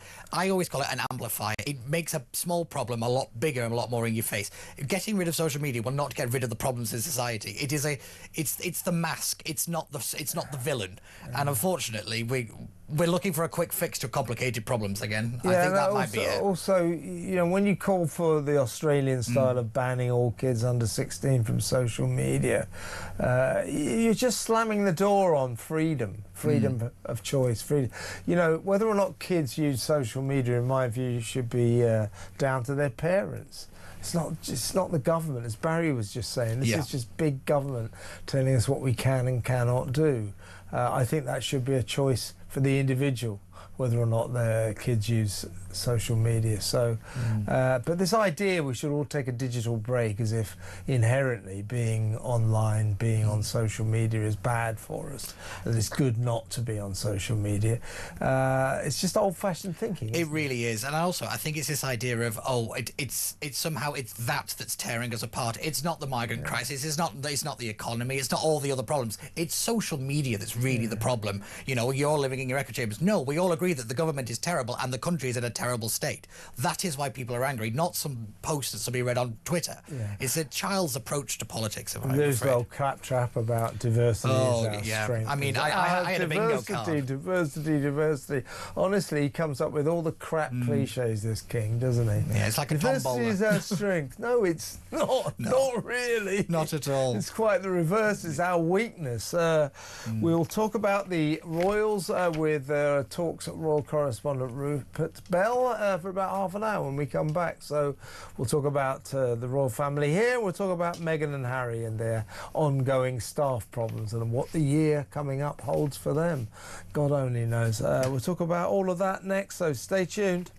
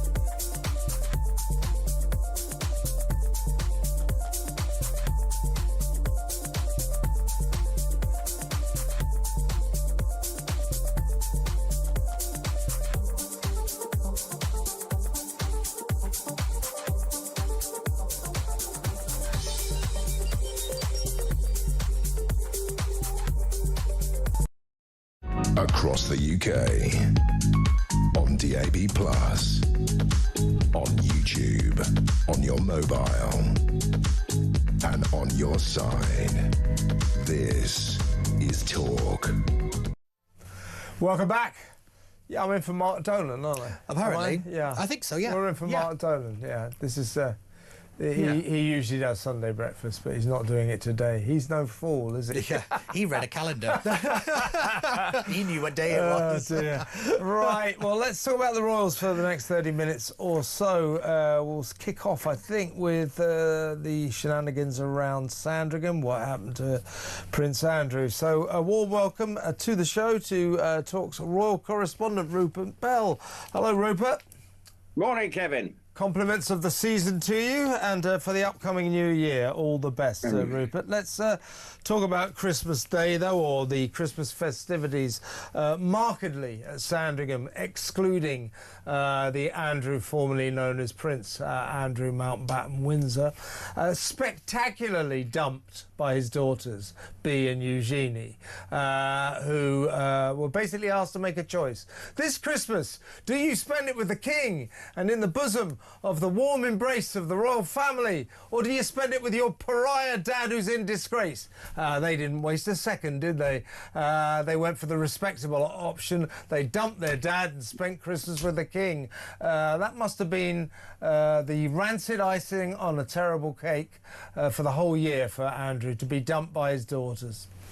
Well, it's been a wretched year for Andrew, but it's all his own doing. You know, you actually have to put it, you know, it's his problem that he has always, and I believe still, is not coming to terms with his status. So, in a way, this, again, as you say, it's the sort of icing on the cake of a wretched year. It must have been, I suppose, you've just got to look at it from a sort of small angle, a bit difficult decision for the daughters and also their mother as well. So what do they do there? Like a lot of families deciding where do you go and spend Christmas. But it's quite a thing, though, Rupert, isn't it? I mean, you know, they've rejected their mother and their father, and they've gone for their uncle. Now, if you were being cynical about that, you would say Princess Bea and Eugenie know where their bread is buttered, where their royal bread is buttered. Go with the respectable option. Now, whatever we think about that, we saw Andrew, I think it was on Christmas Day, driving out of Windsor Great Park. So basically, as far as we know, spending Christmas on his own at Royal Lodge. We don't think Fergie was there. He gets in his Range Rover and drives off. My question always then, when we see those pictures of him driving off miserably, is where's he going? Where was he driving on Christmas Day, do you think, Rupert? By the time the afternoon comes around, most pubs are shut, so he's not going around. Well, of course he doesn't drink, to be fair. Yeah. Well, exactly. Well, you can always go and have a glass of lemonade or something. But more importantly, he might have the odd person who is still loyal to him. Look, I know he has. You know, although he may have had his shotgun license taken away, I know he has been shooting with friends through the autumn. So he's not completely without friends, but it's not a good look when you see him like that on his own for him. But he's created this problem. For the King, he's always had a sense of loyalty to Beatrice and Eugenie and has a degree of sympathy because they are liked, you know, and I know I've got friends who were at university with them and so they were extremely popular and likeable, and you think with all the shenanigans around their parents, they've actually spat out pretty good in the grand scheme of things. So, you know, they've managed to put it all behind, but it must, again, be hard when all you're seeing is your father being pilloried in the papers from his own problems and all the talk around the Epstein files. I mean, I do think he is the one that is sort of hung out to dry with all this because he's an easy person to sort of beat a stick over with more allegations, whereas there's obviously sort of talk of cover-ups in the States and not releasing everything. So there is a degree that maybe he's the easy victim here, but he's created it. And I'm not feeling sorry for him at all because he's not a victim. He's never acknowledged that he's done anything wrong or got it. The only thing I think he said was, you know, I've made friends. Well, perhaps I should have chosen my friends better. That's the nearest he's come to suggesting that Epstein wasn't, he was not sensible in continuing his friendship with him. But it's brought him down and it's his own problem.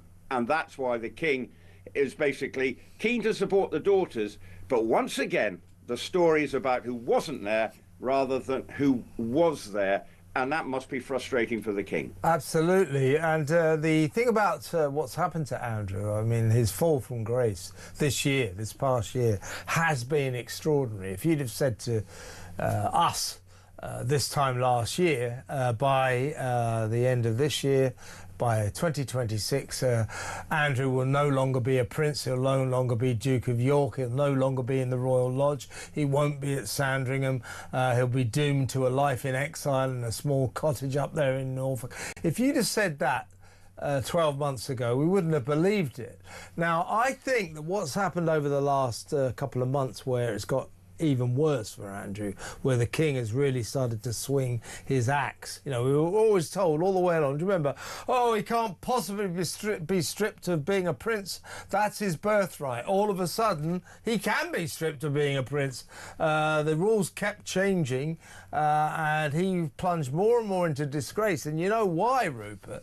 It's because the king and the royal family had some indication of what was going to come out in the Epstein files. They knew that the revelations were going to be really bad for Andrew, and they continue to be bad for him. I don't think we've seen the worst of it from the Epstein files when it comes to Andrew yet.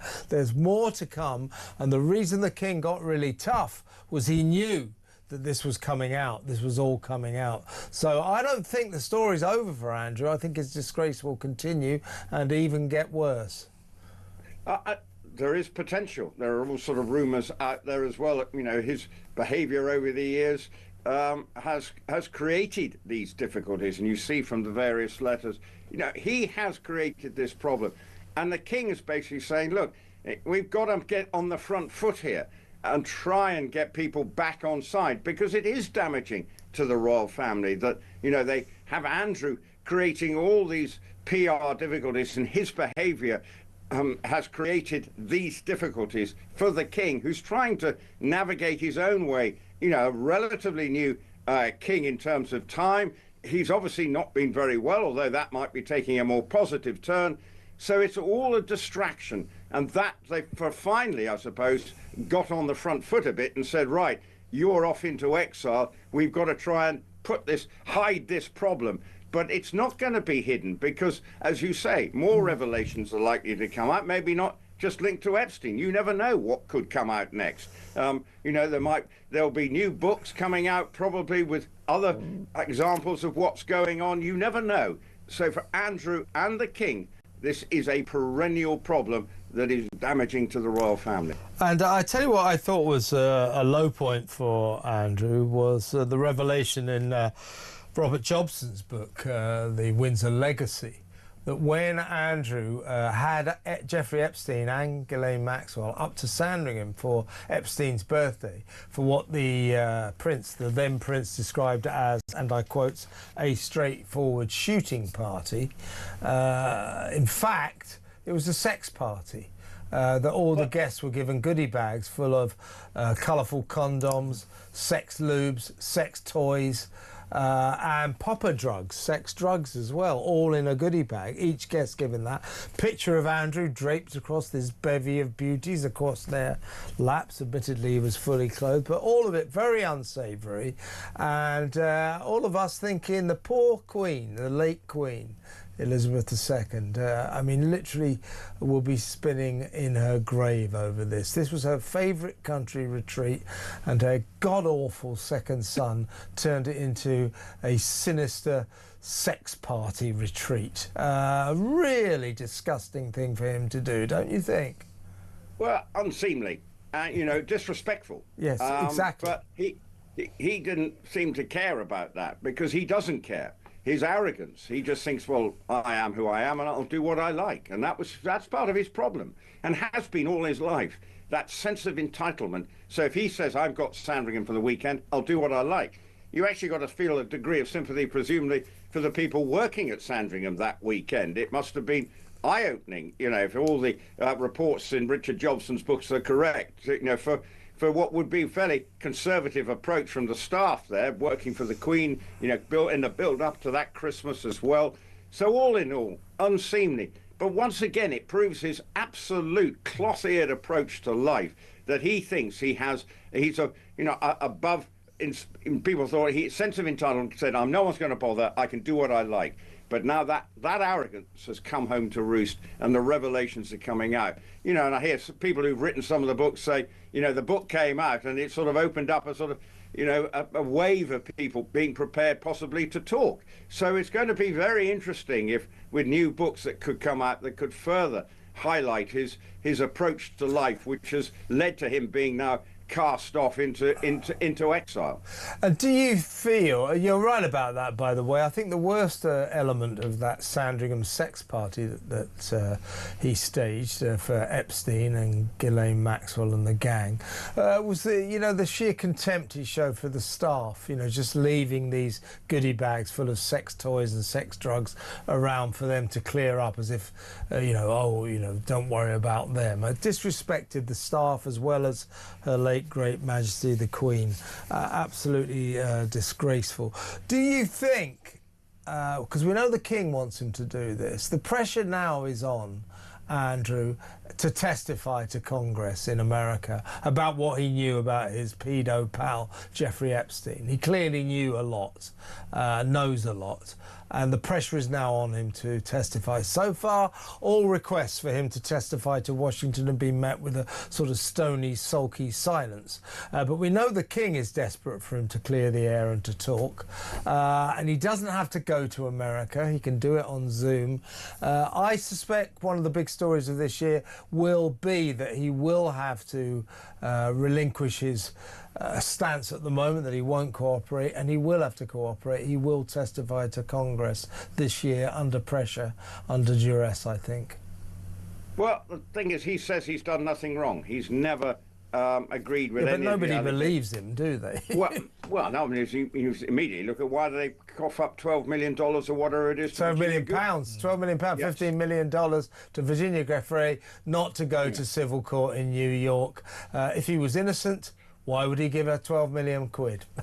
Well, that becomes the interesting, that immediately puts him on the back foot and in the eyes of everybody else. So, well, why have you done that? It doesn't take, the brains of archbishops. So, well, if you're giving 12 million quid, why are you doing this if you're so convinced by your innocence? So that's part of the problem for him.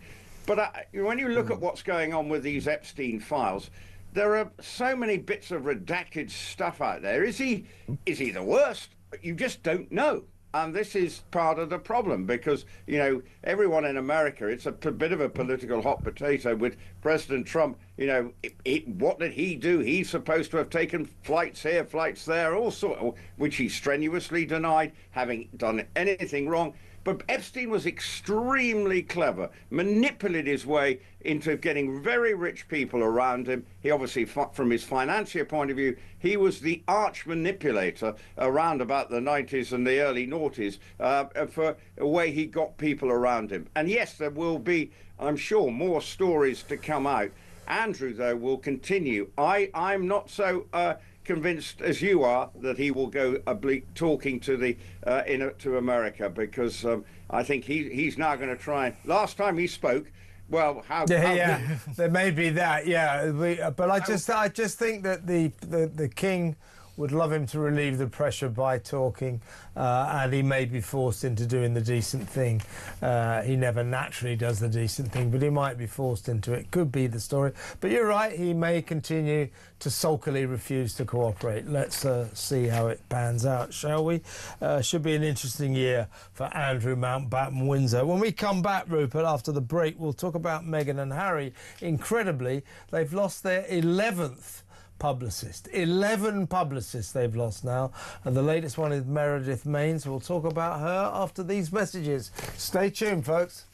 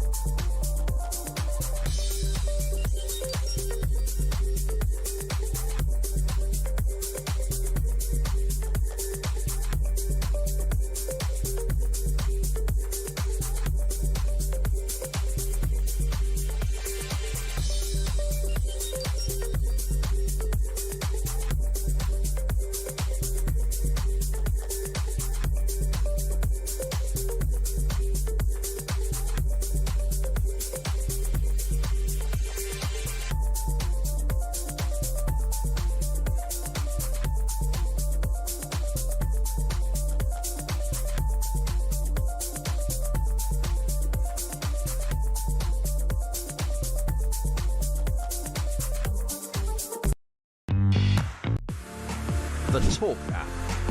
You can watch, catch up and listen to all your favourite shows and podcasts anytime, anywhere, all on the Talk app.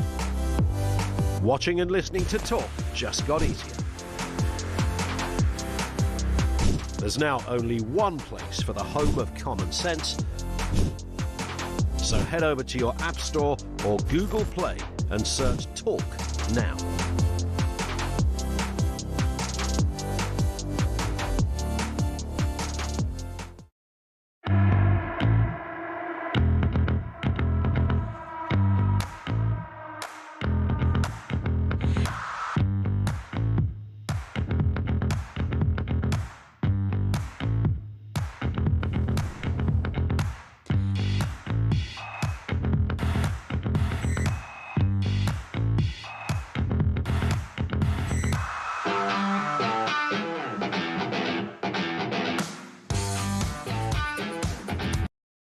Across the UK, on DAB+,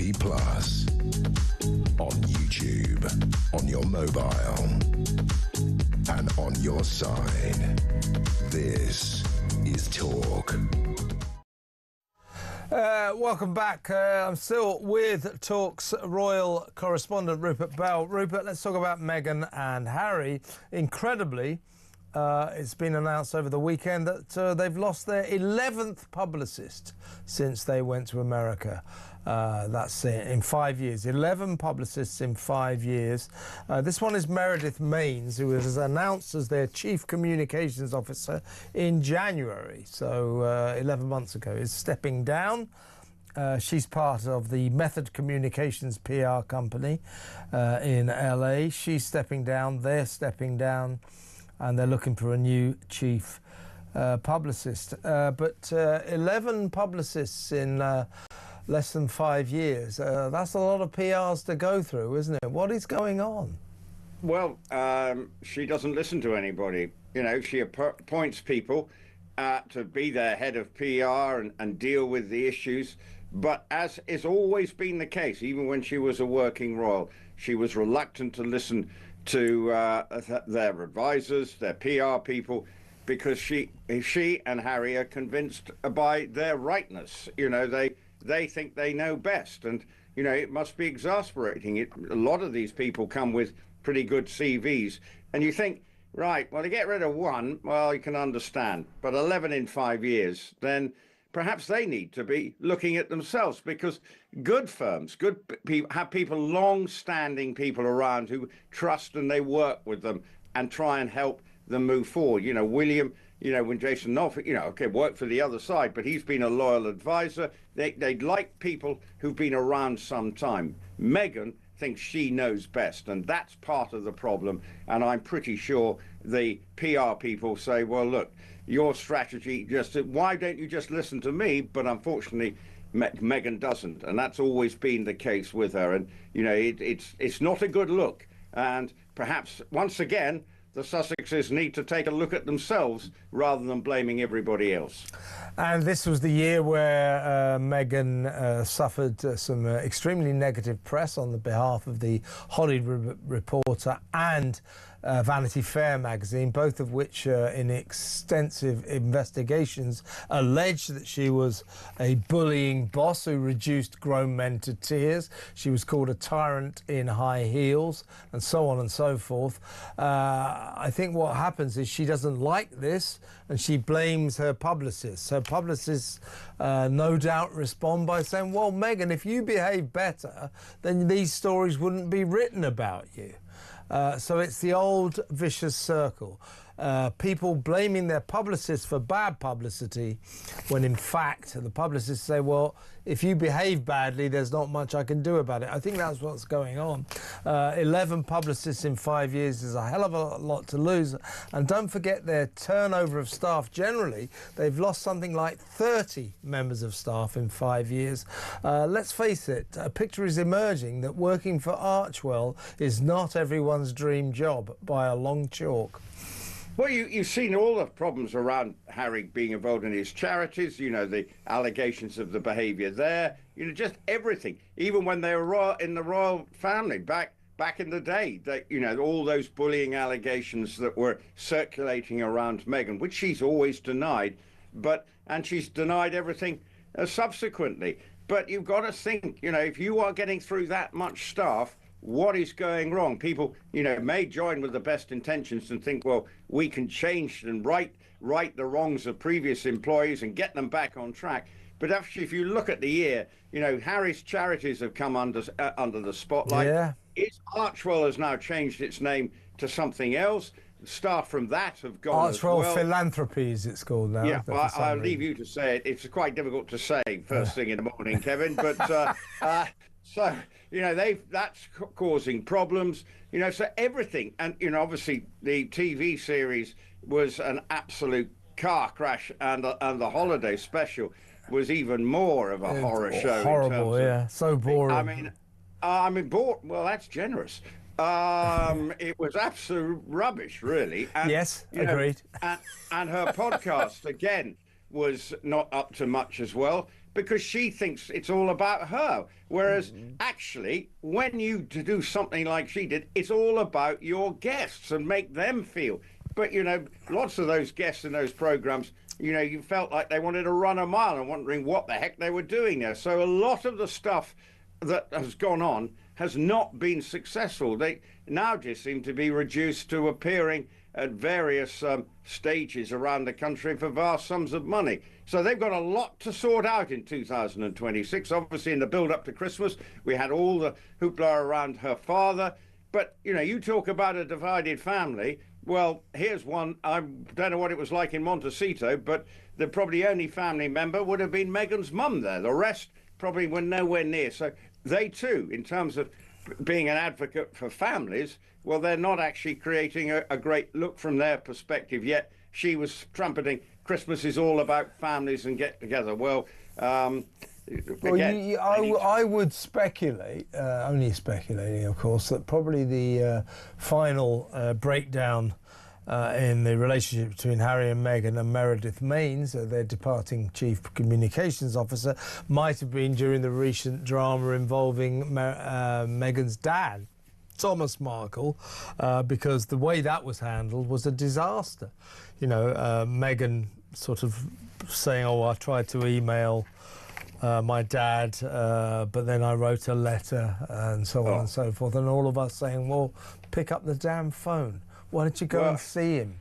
So that was very, very bad. And the other thing about Meredith Maines was she was the chief mover and shaker in this attempt by Harry to somehow thaw the icy relationship between Harry and Meghan and King Charles and the royal family. So she was pictured coming over during the summer for these top talks with King Charles's spin doctors, but they were photographed at this private members club, so the game was kind of rumbled, so even that didn't work very well. So you fear that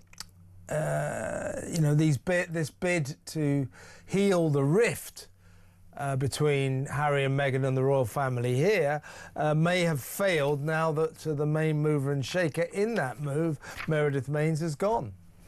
Yeah, and that, again, this is all part of the problem. They don't trust, well, the royal family, that is, and the king don't trust what Harry's up to, because if he comes over, something seems to leak. Now, we don't know how that got out about the attempt at restoring relations with that meeting that was taking place. I don't know how it was leaked to the press, or which side was responsible for making sure that information got out, or how it got out. But again, it just shows, maybe the king is going to go to America next year. It's talk about in April, as part of the celebrations for the 250th year of independence for America. Now, if he goes, will there be a chance to get together? The last thing the king will probably want is for them to have a sort of hurried meeting while he's over in the States. Well, he's let it be, as far as I understand it, Rupert, it has been let known that the king won't have time to see Harry and Meghan while he's there. That'll be for diplomatic reasons, I suspect, but it shows just how distant the relationship between the king and his son, Harry, has become. Yeah, and also the king doesn't want it to be a distraction, because every time that it becomes the story, the soap opera, the family soap opera that is the royal family, rather than the king, going there in his capacity as head of state and the soft power that the royal family can exert, because obviously, you know, the relationship with President Trump, as every country's experience is, you know, doesn't always, it's not plain sailing. And obviously the king, though, is seen as a very steady hand on this special relationship between the America and Great Britain at the moment. So the king will go, and part of the 250th year independence celebration, so it seems on paper a perfectly normal thing to do. And then obviously Prince William is due to go in the summer in his capacity as president of the FA during the World Cup, and may again around July the 4th be involved in some of the celebrations around Independence Day. So, but will Harry be seen? Harry won't be seen anywhere near William. William will organise that, that's for damn sure. It could be an interesting year. It could be enshrined that Harry is almost as much as a pariah as his uncle Andrew in the royal family. Interesting times, Rupert. Really good to talk to you. Thank you so much. A very happy new year. Rupert Bell, Talk's brilliant royal correspondent there. A big thanks to Pete Barnes, who has been in for, was it 2 hours? 2 hours, yeah. 2 hours, God. He came back from Wigan, where his folks are. It took 7 hours. 7 hours it took. 7 hours. 7 hours. So he went the extra mile for this breakfast show. So a big thanks to Pete. Big thanks for everything you've done throughout the year for me, Pete, and a very happy new year to you. And to So we say farewell to the brilliant Pete Barnes, and we welcome the equally brilliant Charlie Rowley, who'll join me after the 8 o'clock news, and we'll go through some of the big dates, the big stories of the day. Obviously, former Tory party advisor. So Charlie Rowley next, Pete Barnes at Business of Fun. Farewell. We're with you till 10. Stick around. This is Talk.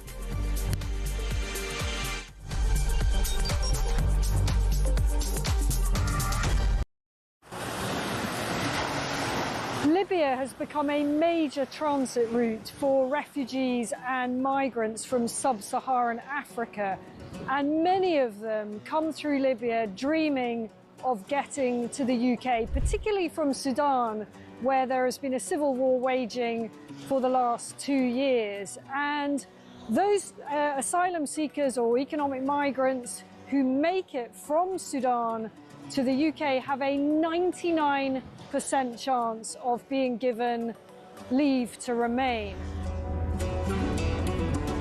So I spent several hours talking to immigration chiefs here in Benghazi on the east side of Libya. The Libyan National Army has a very good grip on the immigration problem, albeit fighting against a huge crisis with limited resources.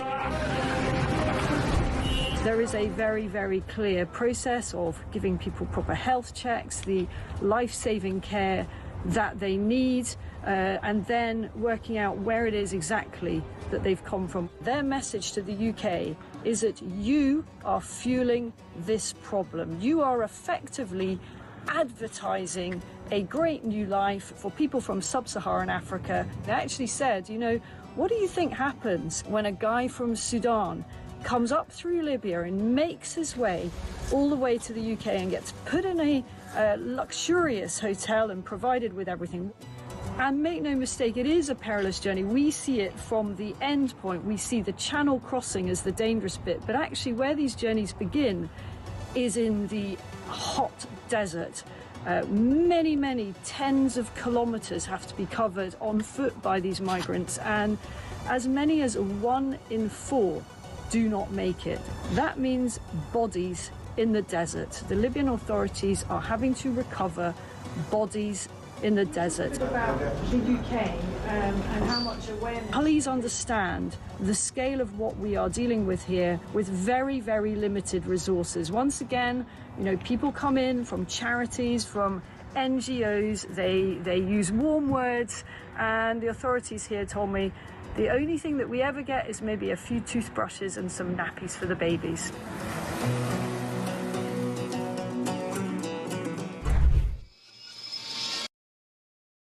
Across the UK, on DAB+, on YouTube, on your mobile, and on your side. This is Talk.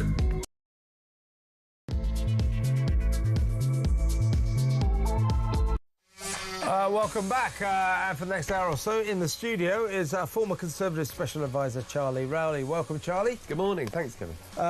Good to have you on board. In a little while, I'm going to be joined by Stephen Silverman from the Campaign Against Anti-Semitism to discuss this story, Charlie, and I want to get your take on it first.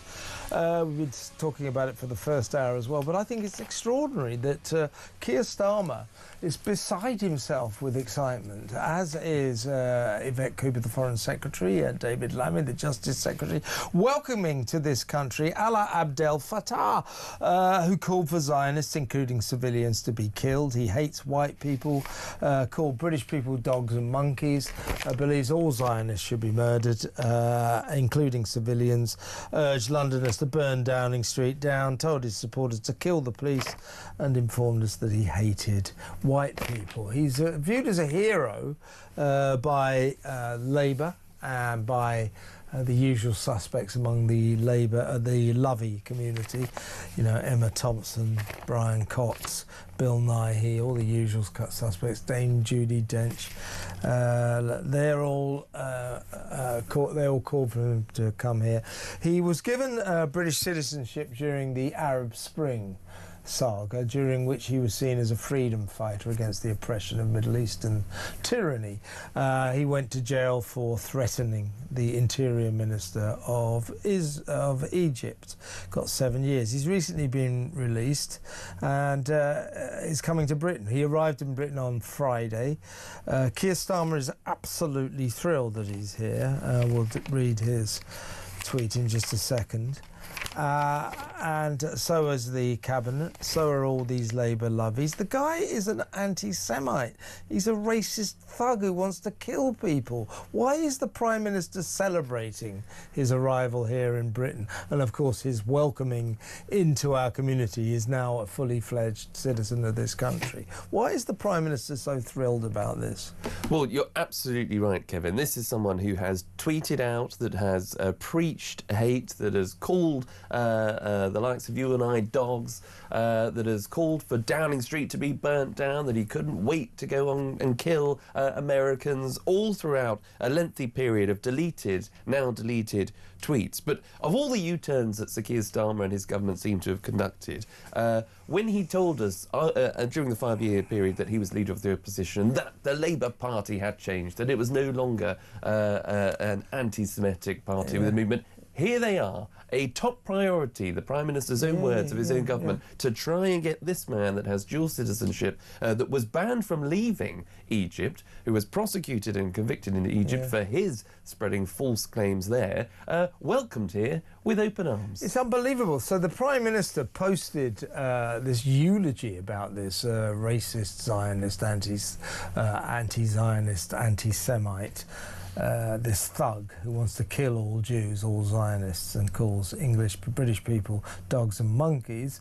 So the Prime Minister posted how wonderful this was that he's coming to the country. And you know, like on Twitter, on social media, you get these automatic kind of caveats.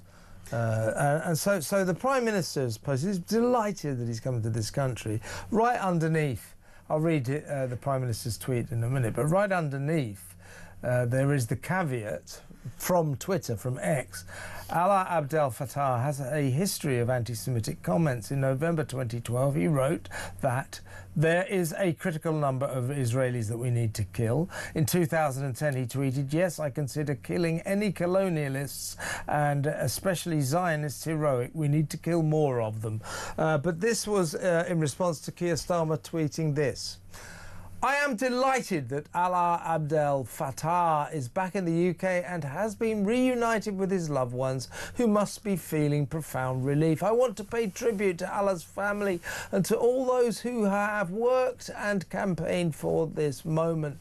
Alaa's case has been a top priority for my government since we came to office.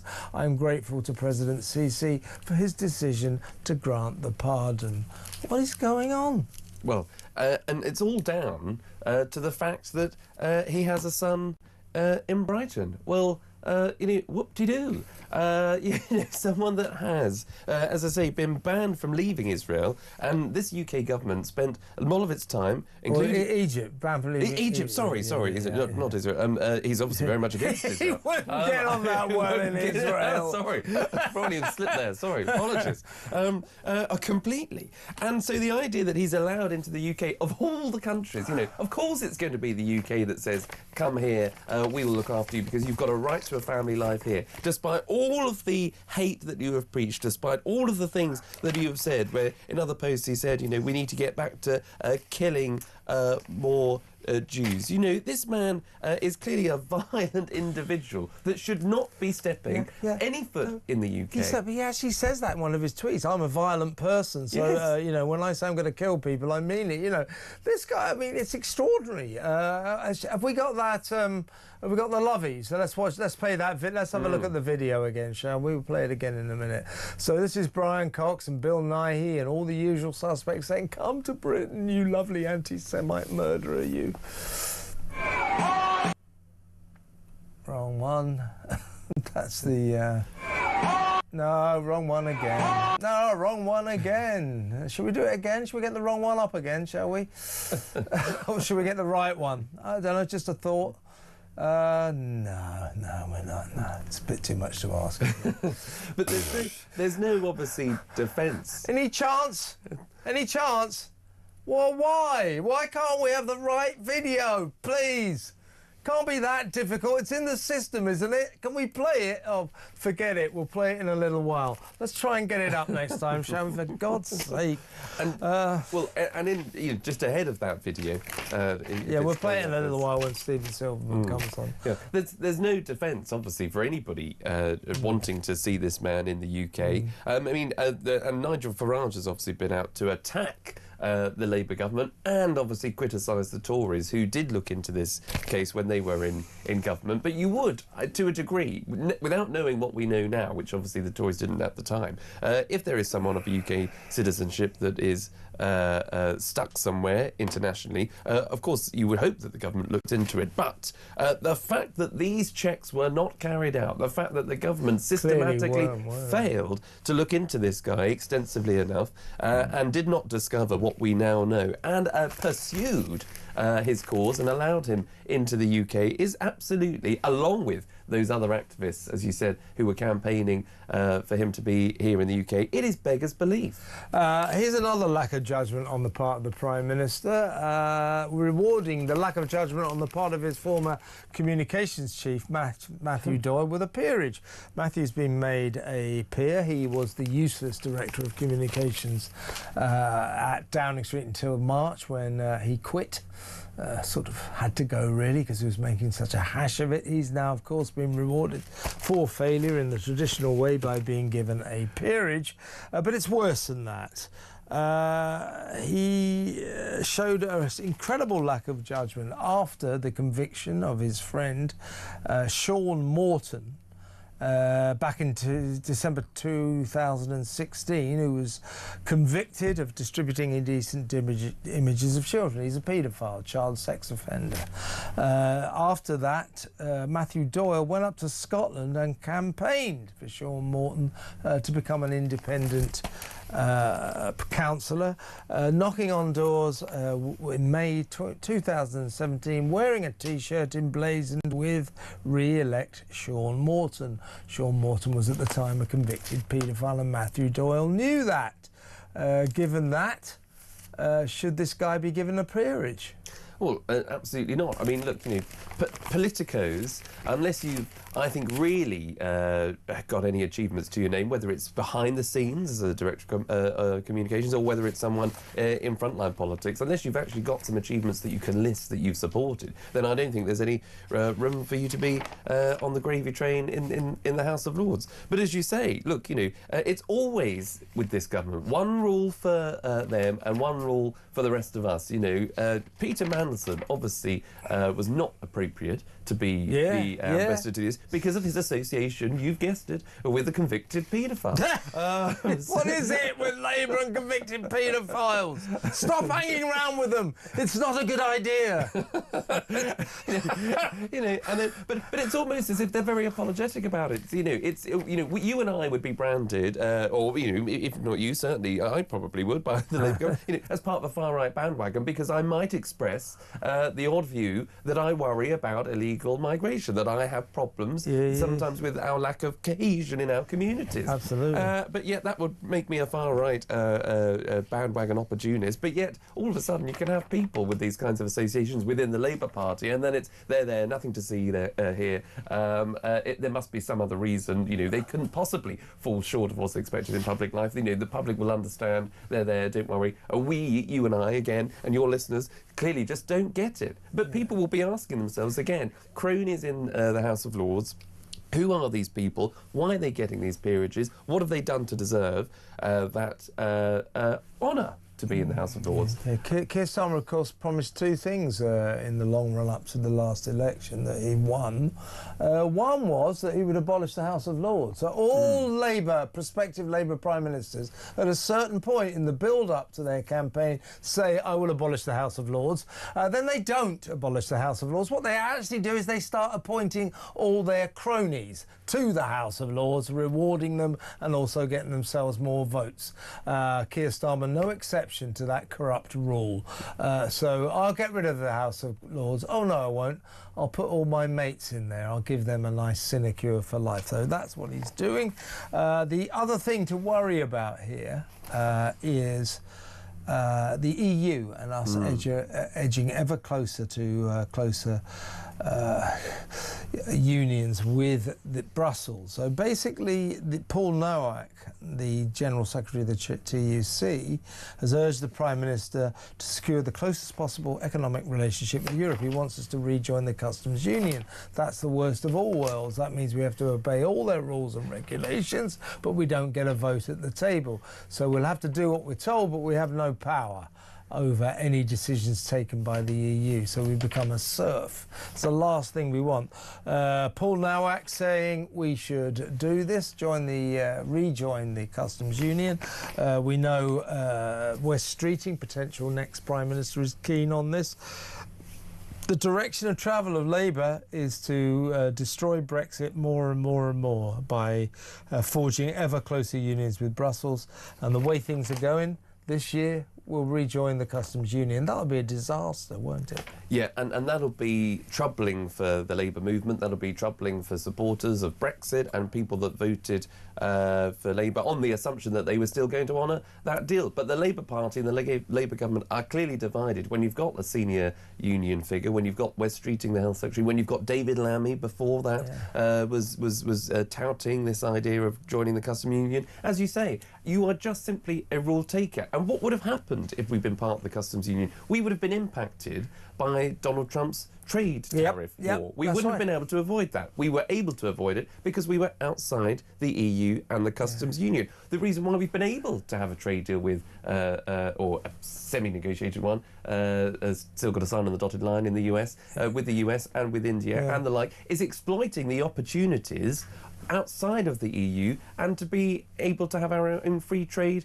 negotiation, our free trade agreement as an independent UK state. So there are Brexit benefits that clearly the Labour Party are just not interested in exploiting. It's the same old Labour, want to be part of the team again, part of the club, but with less say. I mean, it's ridiculous. Yeah, what do you think, folks? Rejoining the customs union, as Charlie Rowley quite rightly says, that will be us having to take all the rules, the regulations, the laws of the EU will be affected by all the blanket rules that affect them, as Charlie says. American tariffs on the EU will then be on us as well. So we'll get all the bad stuff and none of the good stuff. What do you think about rejoining the customs union? 03444991000. Let's go to break now. When we come back, we'll talk to Stephen Silverman from the Campaign Against Anti-Semitism about the arrival in Britain of this anti-Semitic, racist Egyptian thug. Who the Prime Minister seems to think is a great guy, and it's wonderful that he's here. We'll talk to Stephen about that after this break. Stick around.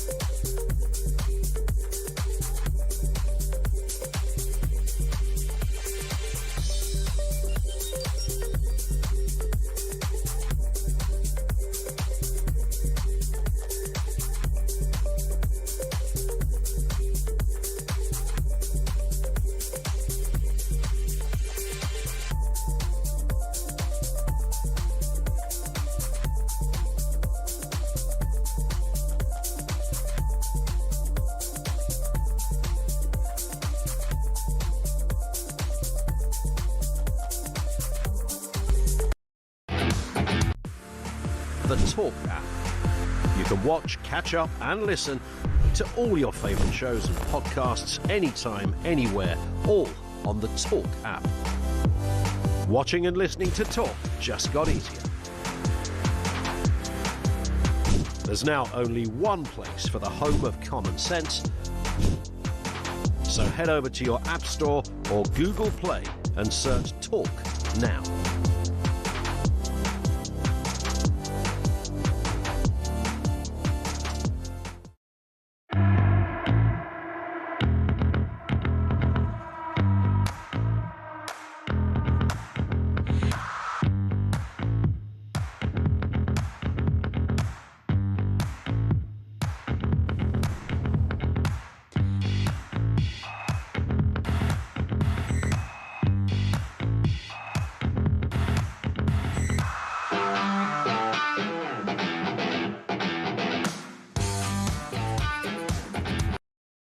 Across the UK, on DAB+, on YouTube, on your mobile, and on your side. This is Talk. Welcome back. Let's go straight over to the Director of Investigations and Enforcement at the Campaign Against Anti-Semitism, Stephen Silverman. Welcome, Stephen. Good morning, Kevin. What are your thoughts on this extraordinary situation involving Alaa Abdel Fattah, a sort of alleged Egyptian freedom fighter who achieved hero status during the Arab Spring saga, who has been released from prison over there in Egypt, has been welcomed back to Britain. We gave him British citizenship during his time inside over there. He's been welcomed here on Friday. He has called for the murder of all Zionists. He's called all British people dogs and monkeys. He wants Zionists, including civilians, to be killed. He's urged Londoners to burn Downing Street down and told his supporters to kill the police, and said he hated white people. Alaa Abdel Fattah has been welcomed back into Britain. The Prime Minister, Stephen, tweeting the following, if you just bear with me. Where is it?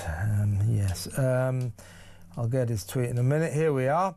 I am delighted that Alaa Abdel Fattah is back in the UK and has been reunited with his loved ones, who must be feeling profound relief. I want to pay tribute to Alaa's family and to all those that have worked and campaigned for this moment. Alaa's case has been a top priority for my government since we came to office. I'm grateful to President Sisi for his decision to grant the pardon.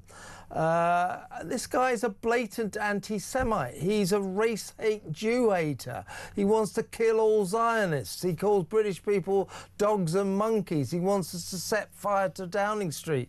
Why do you think the Prime Minister is so keen on his return? Well, there only seems to be two possible explanations for this, neither of which show the Prime Minister or David Lammy or Yvette Cooper in a good light. If they weren't aware of El Fattah's social media history, which seems to have been easily discoverable, it's downright incompetence, which is not a good quality for people who are leading us.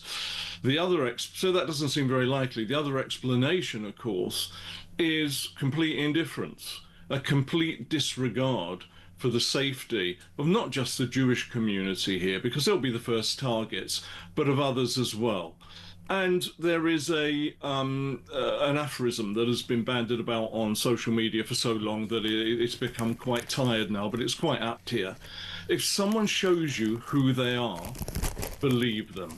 So why would we import into this country such a hideous level of anti-Semitic extremism with a predilection for violence? Absolutely. A bunch of lovies, including Brian Cox, Bill Nighy, Dame Judi Dench, Emma Thompson, usual suspects, Joseph Faines, all joining in the chorus of approval for this guy. Why is he treated as such a hero when he's got this hideous track record, as you say, very easily traceable on social media? He hasn't even taken down or deleted any of these vile tweets. By the way, he's a Holocaust denier as well. There's a tweet where he says, well, you know, they say all these Jews were killed, but there are still a lot of them around. He's a Holocaust denier, which I do believe, Stephen, is an offence in this country, as is a call to kill all Jews and all Zionists. These are all offences in this country. They're all these tweets are still on Twitter, on X. He needs to be investigated, doesn't he, now that he's here? Yeah, well, absolutely. I mean, I think the full weight of the law should be brought upon him. Holocaust denial per se is not actually an offence in this country. However, if you use it as a means of abusing Jews, then that engages a different offence. But look, I think there's a really important point that needs to be made here. This is happening under the Prime Ministership of Sir Keir Starmer, the same Keir Starmer who has vowed repeatedly to tear out anti-Semitism by the roots. Well, those roots are now more widely spread than ever, and they extend more deeply than ever. They are so thick that they are now suffocating normal Jewish life, and they're threatening to do so to other communities in the not-so-distant future. So, you know, this is a real betrayal, not just of the Jewish community, but of so many people in this country who abhor this kind of extremism, which seems to be tolerated for the sake of what is viewed as progressive humanitarian causes. Indeed. Now, bear with us, Steve. We're going to play you now the lovies, all the actors and the showbiz people who seem to be backing the Prime Minister's great admiration for this guy, Alaa Abdel Fattah. Let's have a look at the lovies. Prime Minister Starmer.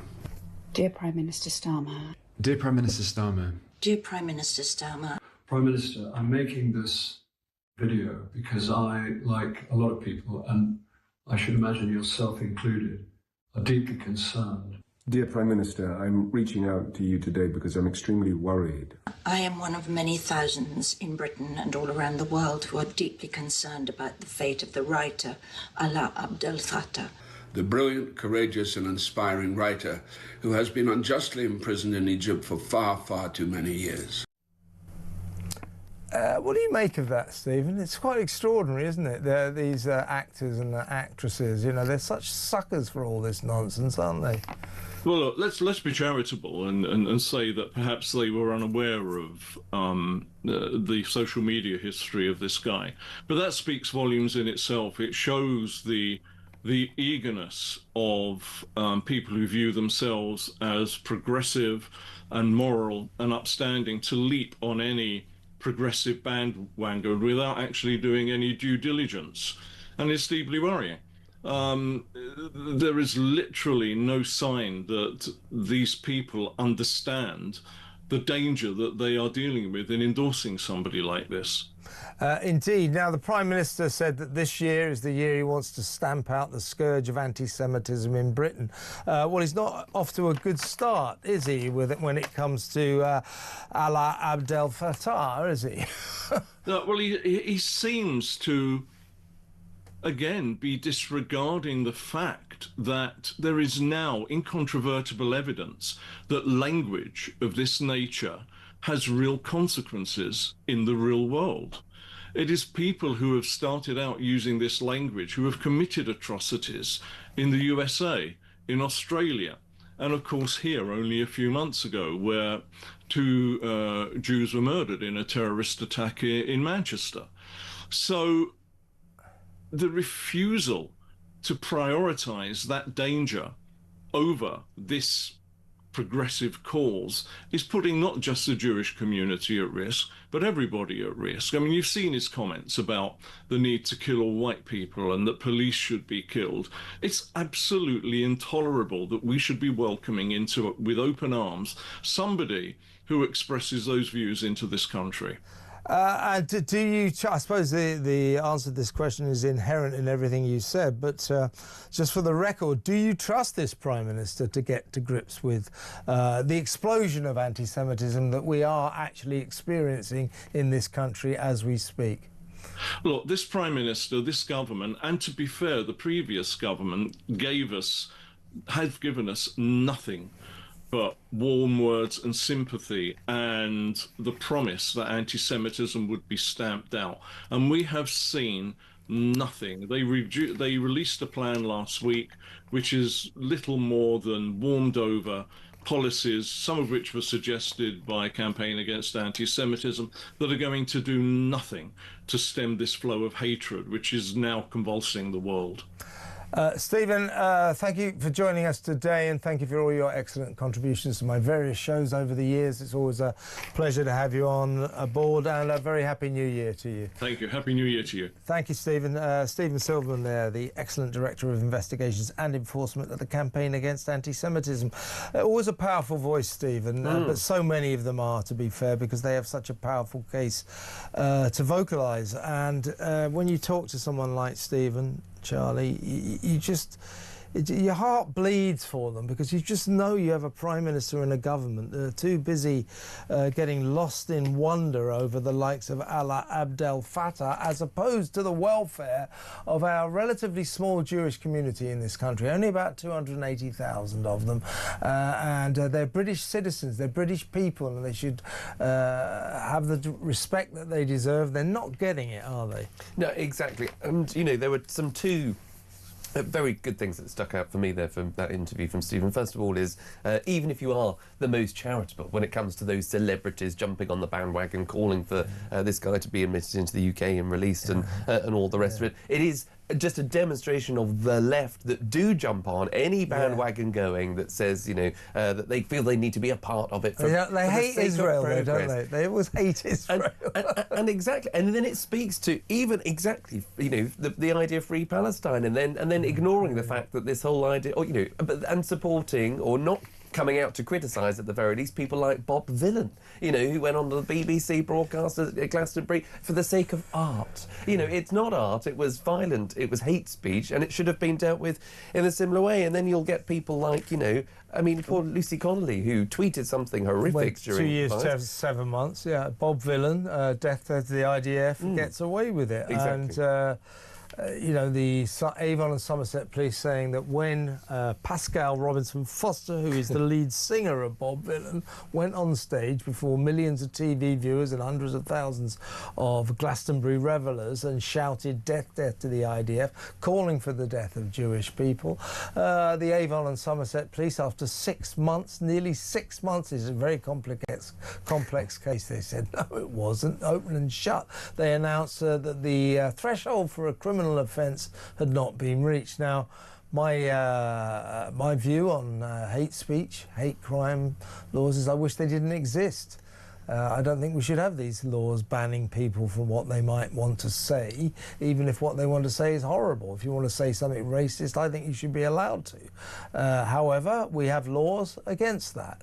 And since we do have those laws, surely, Charlie, calling for the death of Jews, death at the IDF, broke the law. And yet, Avon and Somerset Police basically said it didn't. Well, exactly. And again, to Stephen's point, if someone tells you that they're a violent person, or if someone is advocating hate, you should believe them. So, Avon and Somerset should have absolutely believed that this guy meant what he said, repeatedly inciting violence, in my view, because it was broadcast and it was to a large crowd of people. The idea that those the allegations and the criminal prosecution of the case has just been dropped is, again, a two-tier justice system that many people in this country feel as though that they're waking up to every single day. And had Pascal Robinson Foster chanted "Death, death to the Muslim faith," I bet you he would have been banged up pretty quickly. Probably be doing 10 years as we speak. Yes, exactly. Because people would have felt the progressive left, in the progressive in inverted commas, because it doesn't feel like progress at all. No, it doesn't. To many people, it's two-tier. You're allowed to criticise Israel. You're allowed to be anti-Semitic, but if you're Islamophobic, you're in big trouble. So it's once again two-tier justice in this country. When we come back after the break, we're going to talk about what Boxing Day this was. Chaos as Palestine Action protests sparked a major disruption at the huge Westfield shopping centre here in East London. We'll have a look at some footage and we'll talk about that. Boxing Day, big pro-Palestine demonstration in Westfield shopping centre. Boxing Day, have we got anything better to do? We'll talk about that next. Stay tuned.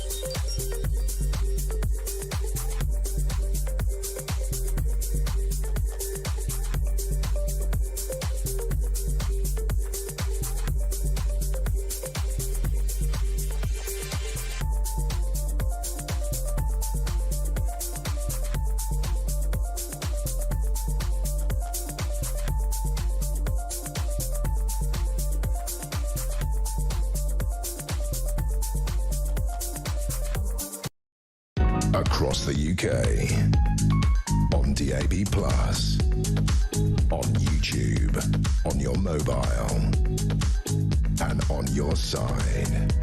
This is Talk. Welcome back. Boxing Day, day after Christmas, 26th of December. Always used to be the day when everybody went Boxing Day, Christmas. Sales, shopping. Actually, this year, apparently, footfall around the country was 7% down. So the whole of the Boxing Day sales saga took a real sharp decline. Everything seems to be changing. Nobody watched the telly, nobody went shopping on Boxing Day. I'll tell you what they did do in the vast Westfield shopping centre in Stratford in East London. They staged a massive, great Palestine Action demonstration, a pro-Palestine protest. Let's have a look at this.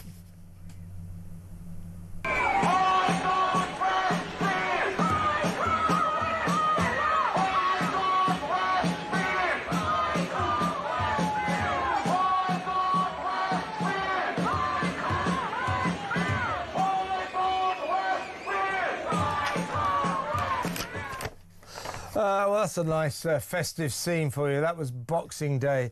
Let's speak to Reform UK London Assembly member Alex Wilson. Yeah, Alex, not what you kind of imagine would happen at a big shopping centre in East London on Boxing Day, but there we have it, with a sort of sickening inevitability, yet another Palestine Action demonstration. Morning. Well, it's not what you would want to happen, but sadly, it's all too common that this is going on a regular basis, right across London, right across the UK. It's disgusting and deliberately disruptive. Just like on Christmas Eve, similar protest on Oxford Street, deliberately obstructing people doing their last-minute Christmas shopping. And to be honest, it's just like every pro-Palestine protest that's been happening, at least since the end of late last year, when the ceasefire has been in place. Yes, it's not perfect, but we have a ceasefire. So clearly, these protesters are not demanding a ceasefire. They're not asking for an end to hostilities. What they want is Hamas victory. So I say they don't want an end to the hostilities. They want an end to the existence of Israel. And it's about asserting that dominance of that particular ideology. That's why they're targeting places where there's large numbers of ordinary people just trying to get along with their daily lives, and yet they're facing this disruption on a far too regular basis. It's ridiculous. It's got to stop. And I believe that this was open support of Palestine Action, a proscribed terrorist group. I don't know, we haven't got any figures, but I've got a feeling no one was arrested. The police have got to start cracking down harder on this kind of thing, haven't they? I mean, the other day we saw Greta Thunberg, the doom goblin, over here protesting about with Charlie Rowley. Was just laughing at the doom goblin. Greta Thunberg, miserable little girl she is. Anyway, she's over here, Palestine Action. That's against the law. Every single time, for example, Greta Thunberg is arrested around the world, she's never put inside. Why didn't they bang her up, put her in custody, send a message to everyone? You support a proscribed terrorist group like Palestine Action, you go to jail. Why didn't we bang her up? Well, I wouldn't bang up Greta. I would deport her. She's got no business being in this country. Everywhere she goes, she causes trouble. We don't want her in here. Let's send her back to Sweden where she belongs. But it's no surprise that this is happening, because we've allowed, or not we, the government and senior figures in the government, and also Sadiq Khan as Labour Mayor of London, have allowed this culture of anti-Semitism to fester on our streets for the last 2.5 years.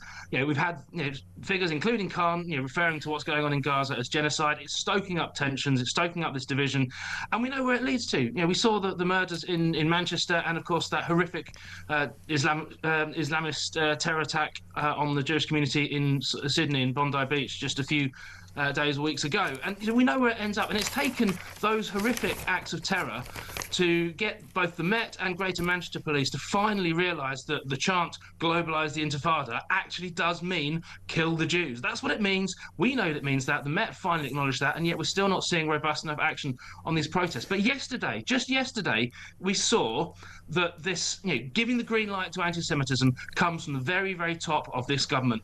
We had Keir Starmer, Yvette Cooper, David Lammy and others welcoming Alaa Abdel Fattah being brought to this country, where he only has the very most tenuous of links through the birth of his mother. Nothing to do with him himself. He's never lived here. He's never worked here. He's never contributed here. Yet the Tories gave him citizenship in 2021, and Labour have not just welcomed him, but supposedly made it a top priority to bring him to this country. That's despite the huge litany of tweets that have been, you've seen them. Your last segment, you were discussing them. Calling for the murder of Jews, calling for the murder of white people, police officers, homosexuals, the lot. For him to be welcomed into this country as a top priority of this government shows everything you need to know about what Starmer's administration is all about. It's disgusting. There's two things about this, Alex. I think, disgusting is probably the right word. But some people are suggesting that, which is almost even worse, that they didn't do the proper due diligence on this guy, that they didn't know about these tweets, and therefore they're going, oh, it's so great that he's back he's here in Britain, we're so pleased to welcome him here. They didn't know about his tweeting history, his call for the death of all Zionists, of all Jews, his contention that all British people are dogs and monkeys, and he hates white people, and so on and so forth. If they didn't know, if they knew about this, as you say, and they still welcome into this country. That's disgusting. He's an anti-Semite racist, it's quite clear. But if they didn't know about it, it's almost even worse. It betrays an extraordinary level of incompetence on the part of the government.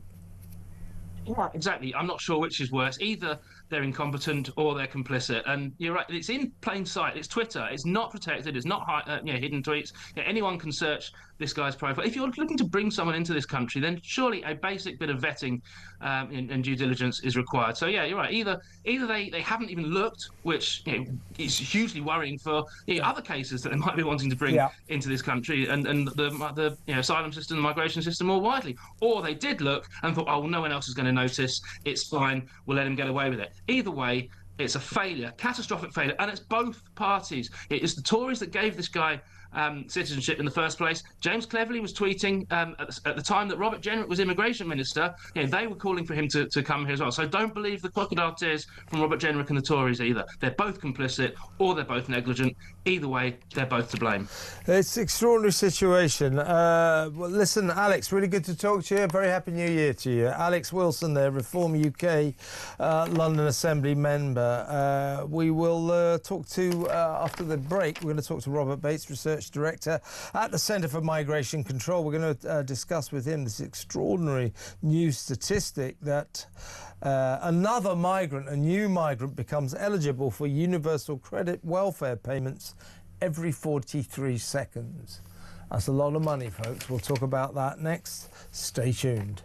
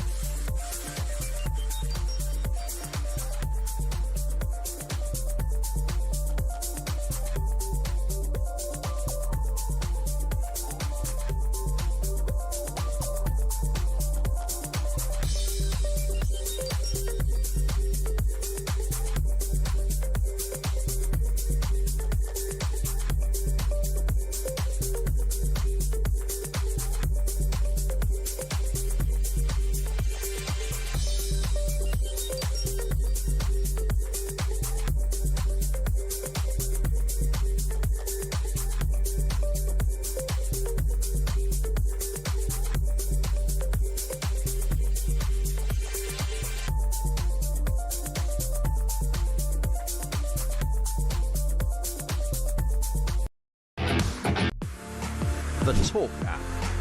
You can watch, catch up and listen to all your favourite shows and podcasts anytime, anywhere, all on the Talk app. Watching and listening to Talk just got easier. There's now only one place for the home of common sense. So head over to your App Store or Google Play and search Talk now.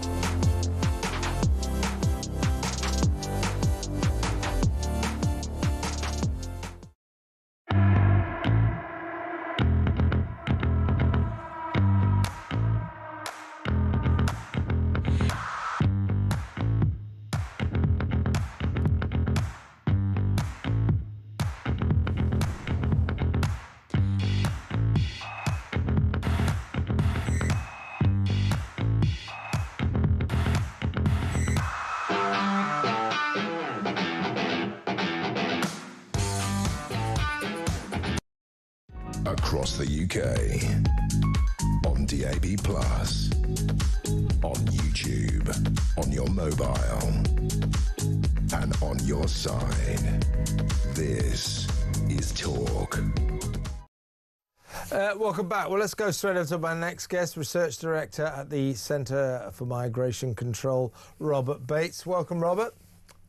Morning, Kev. Thanks for having me. Always a pleasure. Let's talk about. I think your organisation has uncovered this unpalatable fact that a new migrant becomes eligible for universal credit payments every 43 seconds. So every 43 seconds, a foreigner who either arrived here illegally or came here with a legal visa becomes eligible for welfare payments, a lot of money. This, of course, dates back to the notorious Boris wave, where Boris let in millions of migrants, no questions asked. And after 5 years, they become eligible for welfare payments, and we're just hitting that moment now.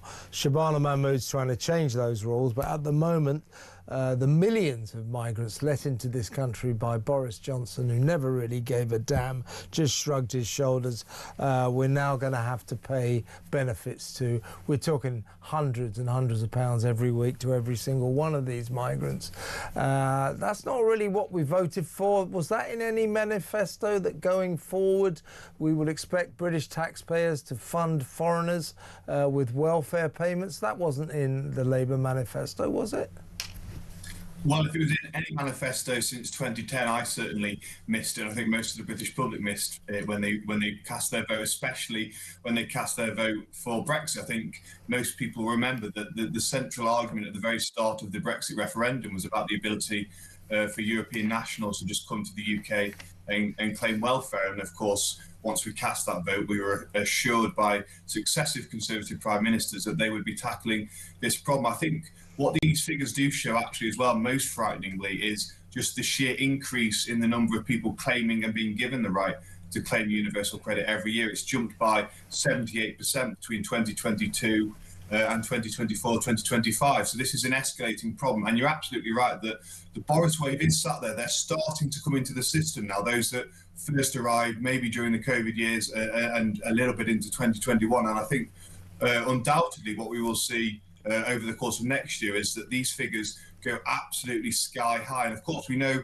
last year alone we spent over 10 billion in universal credit for foreign nationals. We've spent over 28 billion since 2022. So this is an escalating problem, and it comes at a time when the British taxpayer is being whacked by tax hikes, when the economy is just grinding to an absolute halt. And we have to ask ourselves whether an immigration system that effectively lets in to the country people who are going to be dependent upon the state for most of their lives is really the way we get ourselves out of this problem. I would certainly suggest that it is not. And I think figures like these suggest that actually the mass migration lie that we've been sold for a couple of decades now really has no economic merit to it at all. And I think the only way out of this mess is, as certain parties are proposing, to scrap indefinite leave to remain, scrap settlement, which is what gives individuals that come to the UK the right to claim benefits, and to make people actually that have nominally come to the country to make a contribution prove that they're making that contribution via staying on work visas.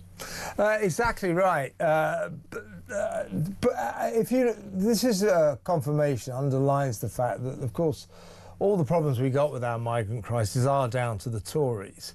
Let's be fair, credit where it's due. Labour, no mean feat, have actually managed to make it even worse in the last 18 months or so. A difficult thing to do, but they have. But they're only building on the terrible foundation stones left by the Tories. Cameron, May, Johnson, well, don't worry about Liz Truss, but Rishi Sunak, all disastrous at not stopping the boats. But the epicentre of the Tories' lethargy, their leniency, their shoulder-shrugging attitude to the migrant crisis, the increasing numbers of foreigners coming into this country under the Tories, the epicentre was Boris. Boris was a true disaster, wasn't he?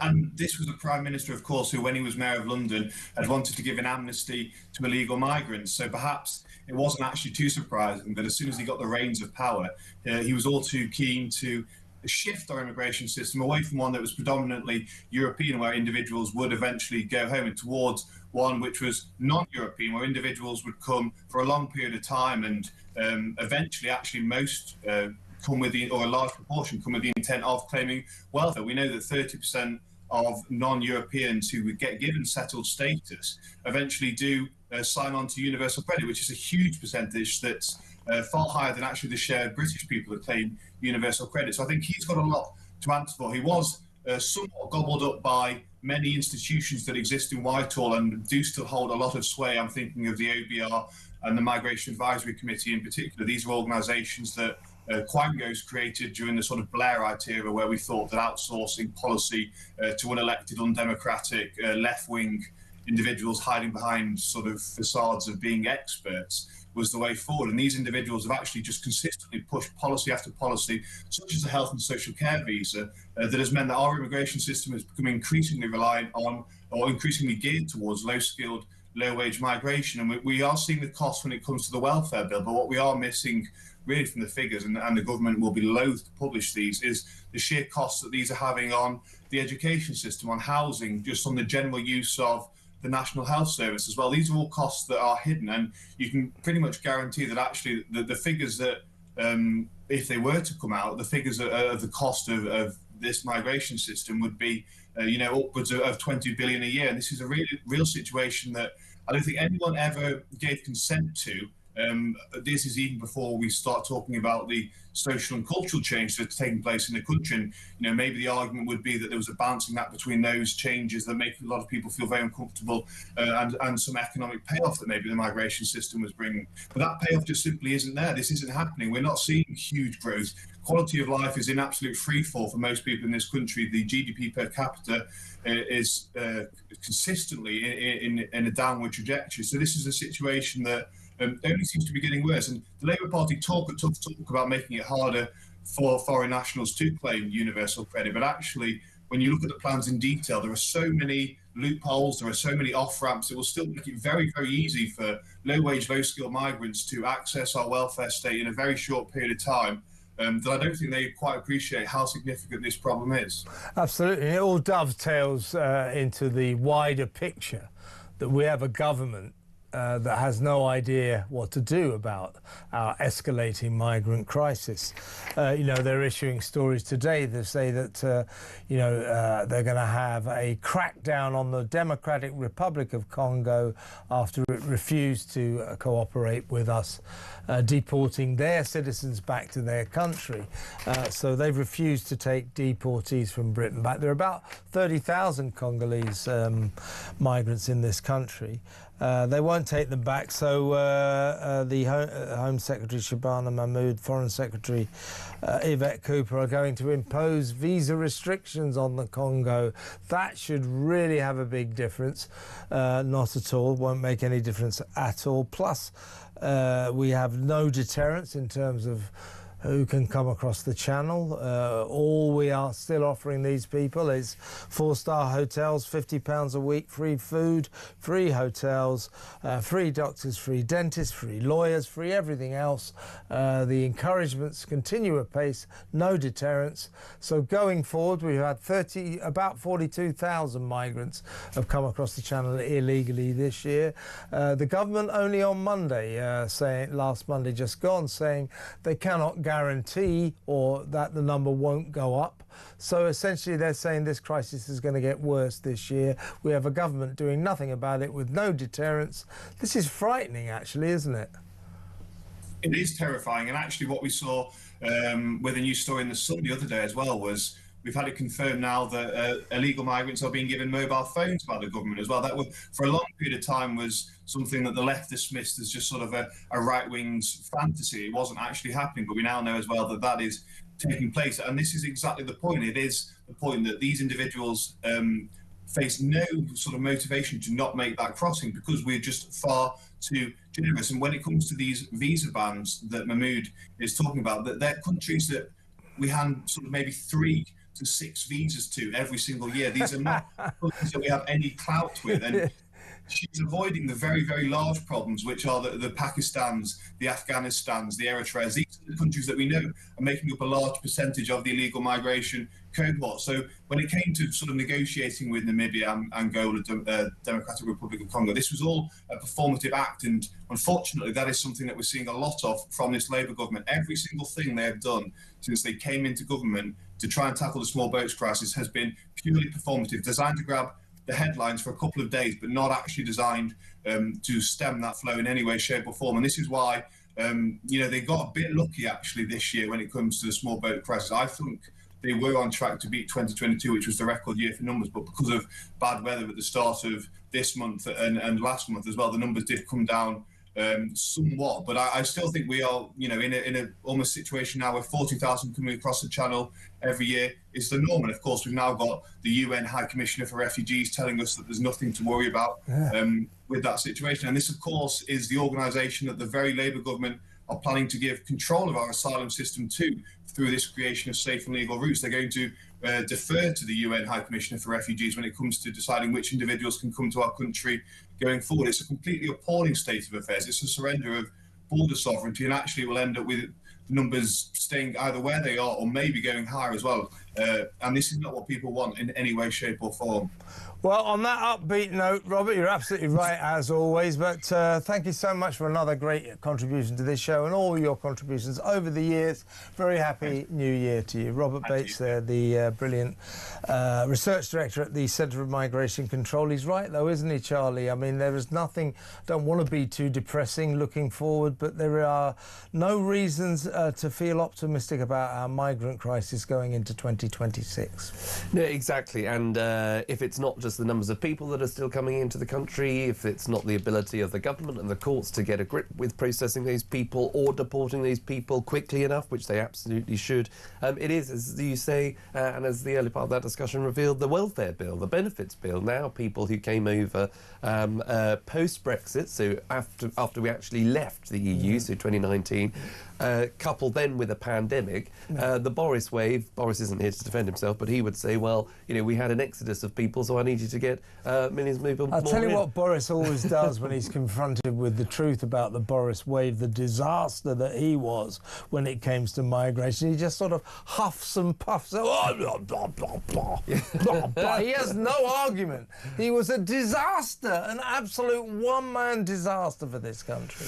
Well, it was obviously easy. And the green claptrap. He was a net zero maniac as well. Yeah, I mean, I do think people will know Boris for being a man of detail, and so the easy option, obviously, when lots of people leave, would to get lots of people in, without thinking through maybe the long-term consequences of what we're now seeing 5 years later, the millions of people that were able to come into the country on the back of Brexit, on the back of COVID, and now accessing huge amounts of benefits that hard-working Brits, your listeners, are working every day to pay into the Treasury. Those hard-working taxes are going on benefits for migrants. Absolutely. Listen, Charlie, thank you so much for coming in. Happy 2026. Happy 2026. On that upbeat note, what a fantastic way to welcome in 2026. But I wish you all the very best for the coming year. I wish myself the best for the coming year, and all of you as well. It's going to be an interesting year, put it that way. But migrant crisis-wise, hate to say it, but the only way is down. It's going to get worse. It's got to get worse. What a disaster. Thank you to Charlie. We'll be back in just a little while after these messages, after the news. Back in a mo.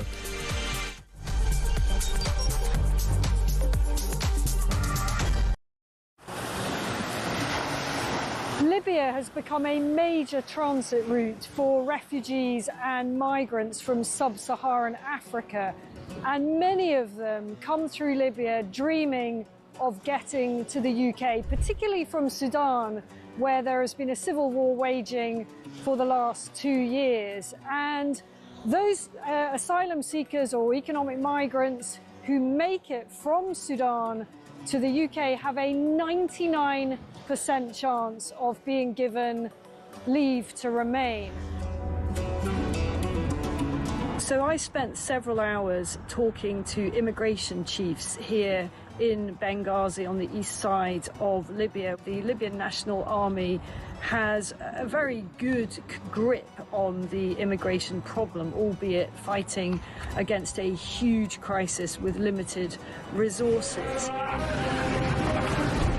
There is a very, very clear process of giving people proper health checks, the life-saving care that they need, and then working out where it is exactly that they've come from. Their message to the UK is that you are fueling this problem. You are effectively advertising a great new life for people from sub-Saharan Africa. They actually said, what do you think happens when a guy from Sudan comes up through Libya and makes his way all the way to the UK and gets put in a luxurious hotel and provided with everything?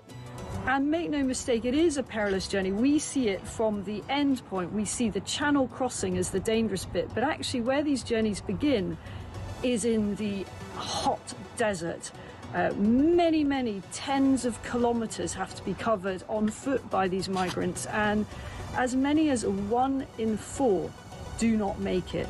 That means bodies in the desert. The Libyan authorities are having to recover bodies in the desert. About the UK and how much awareness. Please understand the scale of what we are dealing with here with very limited resources. Once again, you know, people come in from charities, from NGOs, they use warm words, and the authorities here told me the only thing that we ever get is maybe a few toothbrushes and some nappies for the babies.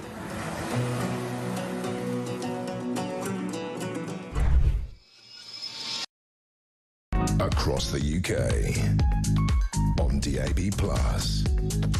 on YouTube, on your mobile, and on your side. This is Talk.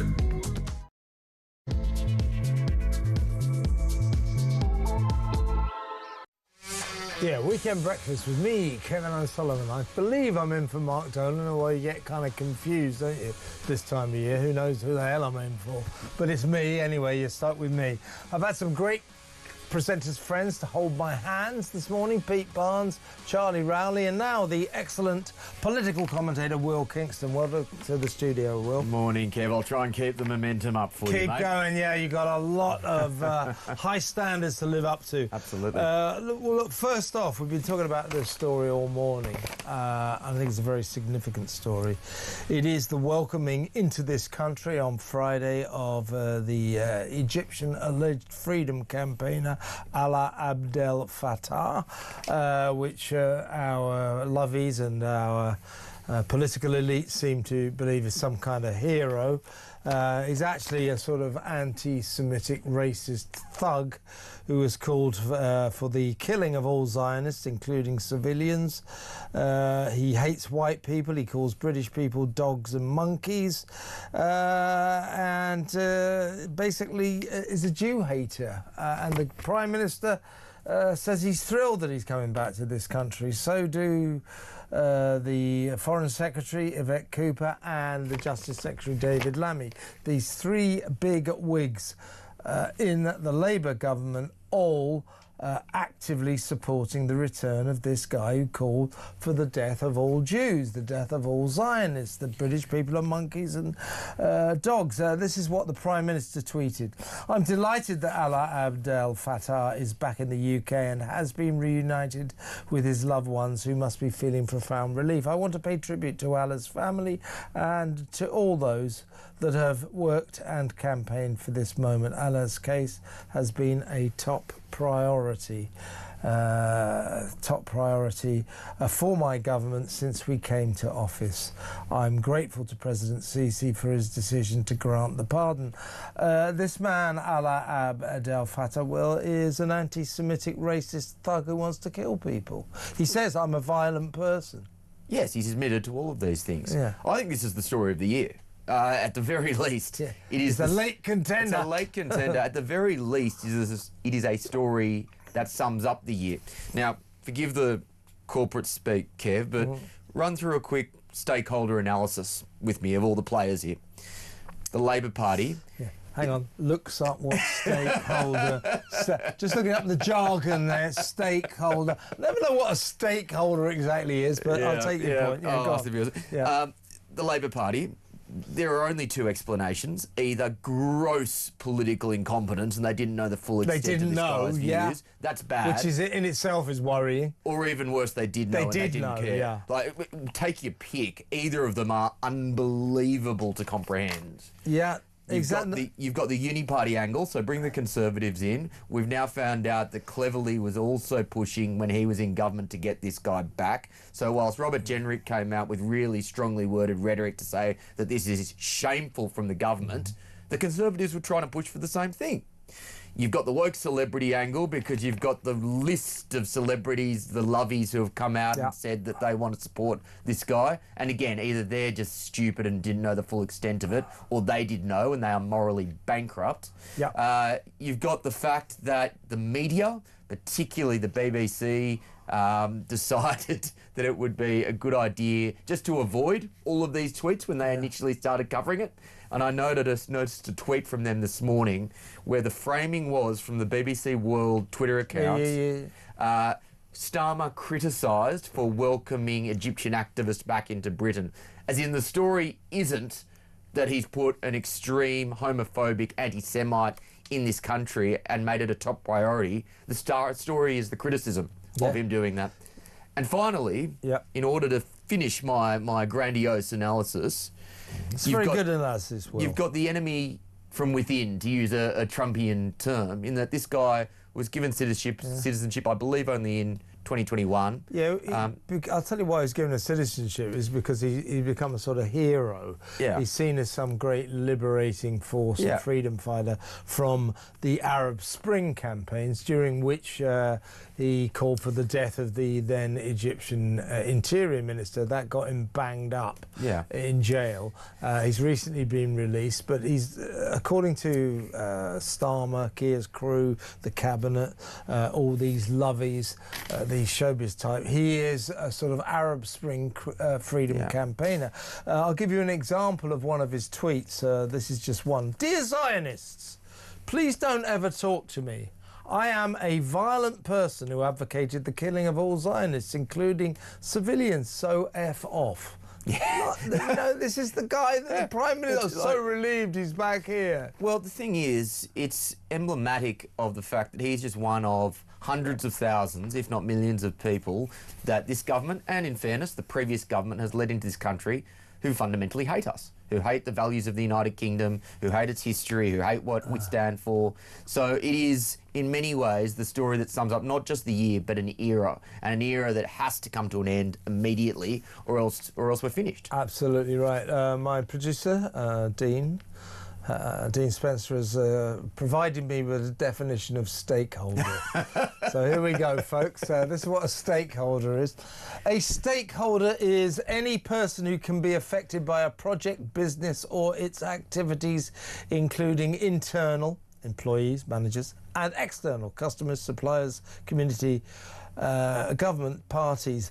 They have varying expectations and can influence outcomes, making stakeholder management crucial for smooth operations and success, as their support or concerns can significantly impact progress. I still have no idea what it means. I thought it was a person who held a stake. So stakeholder, according to that definition, is pretty much like a human being, anybody, right? This pretty much, this story sums up the key players that we've had to endure this year, and none of them come out looking good. No, exactly right. As you say, I suspect that it's a combination of the two. You say, is it incompetence that they just didn't know about this guy, or is it that they knew about him and they decided to support him anyway? I suspect it's a bit of both. Yeah, that they sort of knew but didn't really check properly. So one of my favourite X accounts is Burnside, and he summed it up nicely. He said, in 3 hours, a few Twitter accounts did more due diligence on an enemy of the British people than the Civil Service, Intelligence Services, Prime Minister, Foreign Secretary and Deputy Prime Minister did over the course of years. And isn't that the truth? In just a matter of hours, you could very simply search racist or whatever, and you'll come up with a litany of vitriolic, hateful posts. And by the way, can we bring in the Lucy Connolly angle here? Well, yeah, no, we've discussed it before. It's very relevant. Just extraordinary that I think there was another tweet that I saw where literally he has said something which was very similar to Lucy Connolly's tweet, with the one exception that he didn't put the "for all I care" at the end, which I actually think exonerates her completely from that, but separate story. Separate but related story. But the way she was punished, I mean, it seems that to call for the death of Jews and Zionists is okay, but call for the death of anybody else, and you're in big trouble. Rupert Lowe said that this goes beyond two-tier. It's obvious this is two-tier, but this goes beyond two-tier. This is evil. This is just evil. The way that this person is treated in comparison to British nationals, I think it is morally bankrupt. It certainly is. What did you make about this? Another story. It's on the front page of the Sunday Times. Again, questioning Starmer's judgment. He has made such as it is. He has made this guy Matthew Doyle a lord, a peer. It's given him a peerage. Matthew Doyle was until March Keir Starmer's useless Director of Communications, doing a very bad job.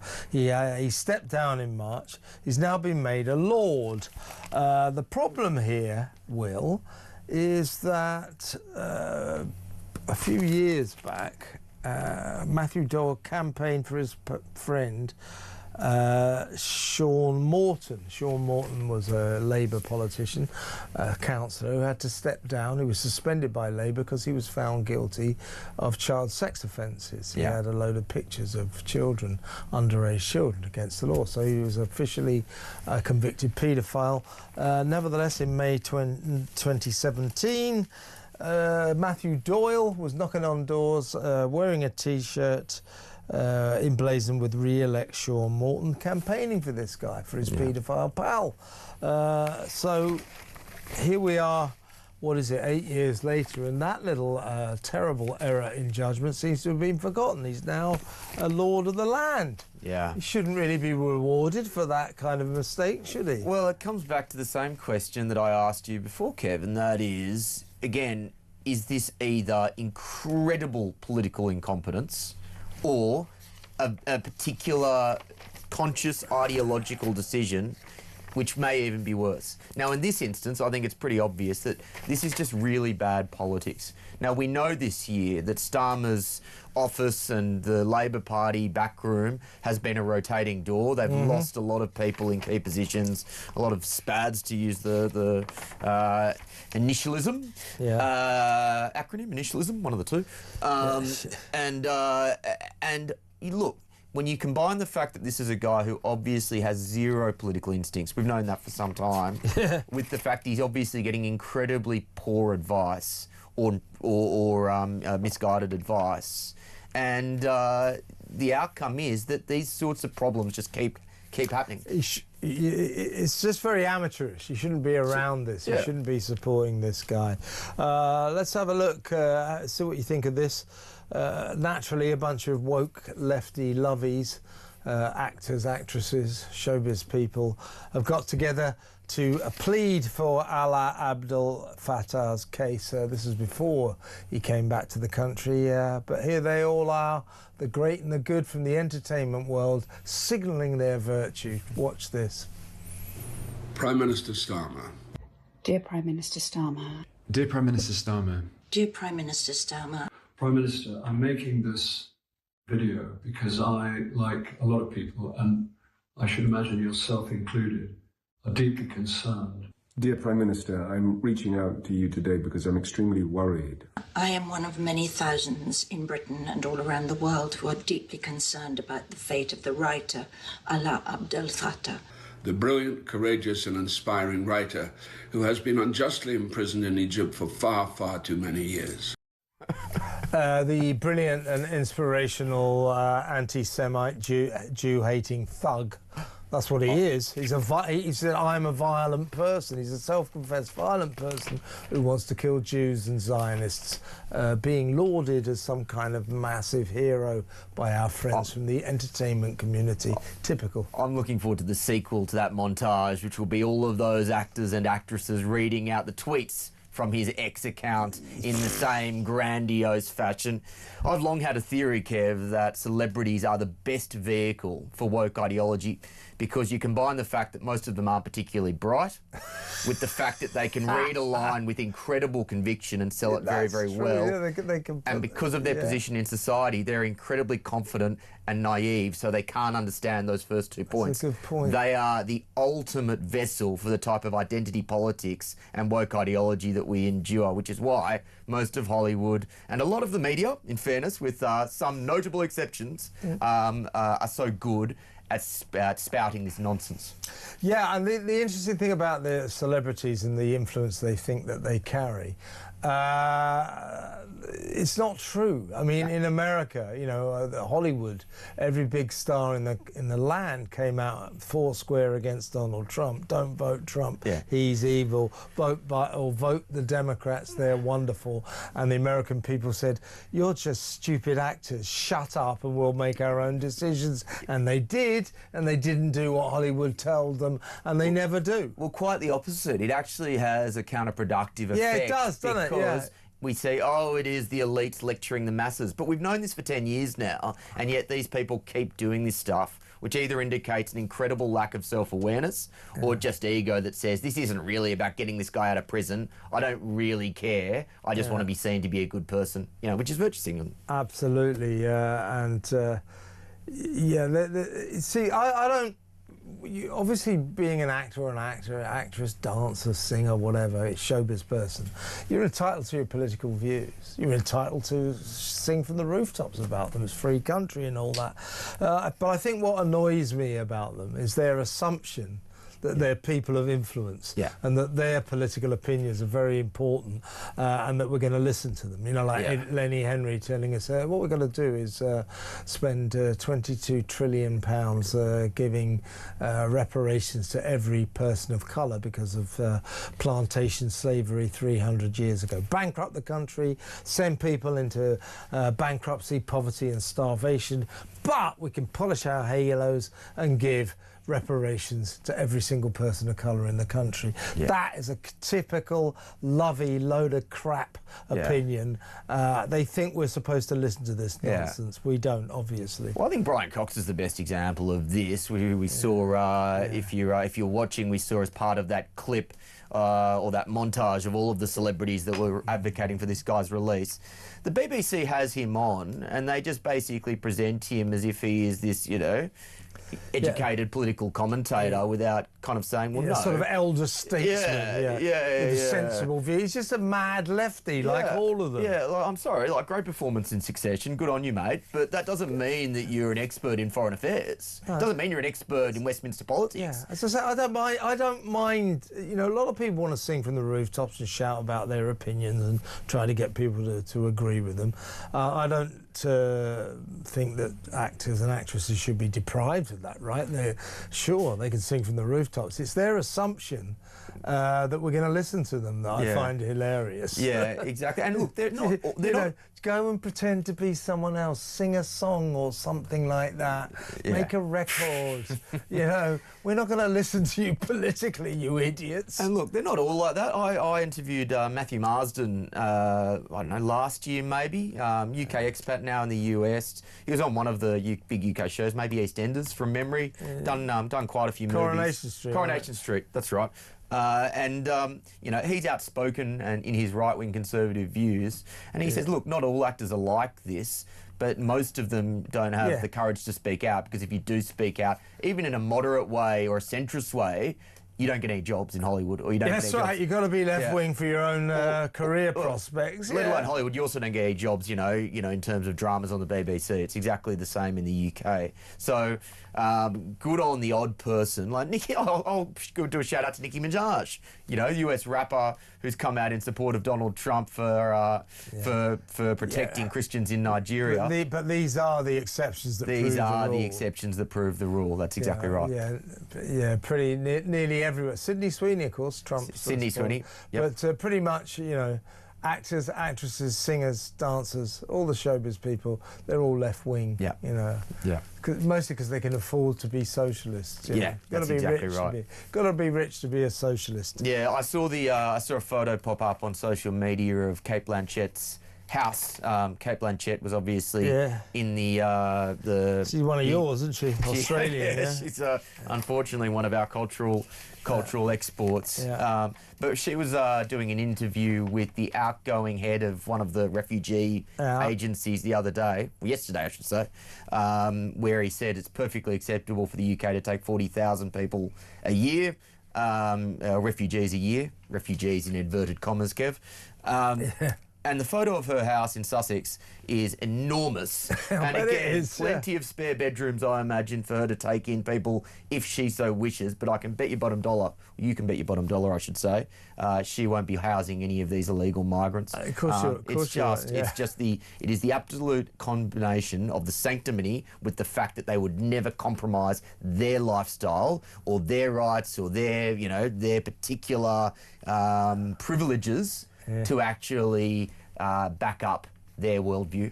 Exactly right. Let's go to a break. When we come back, let's talk about the migrant crisis and the spiralling costs of the migrant crisis. A new migrant becomes eligible for universal credit welfare payments every 43 seconds going forward. That's going to cost us a lot of money, folks. Foreigners on benefits. They come here, a lot of them come here illegally, or they break their visas, they stick around, they break our laws, and then we start giving them benefits. Good, isn't it? We'll talk about that next. Stay tuned.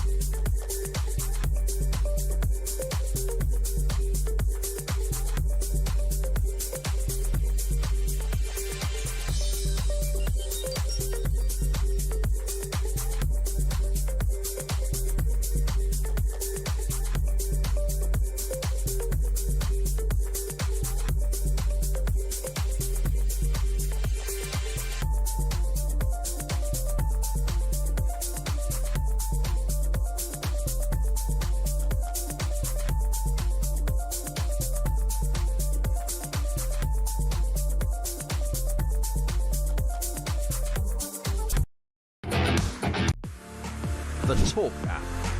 You can watch, catch up and listen to all your favourite shows and podcasts anytime, anywhere, all on the Talk app. Watching and listening to Talk just got easier. There's now only one place for the home of common sense. So head over to your App Store or Google Play and search Talk now.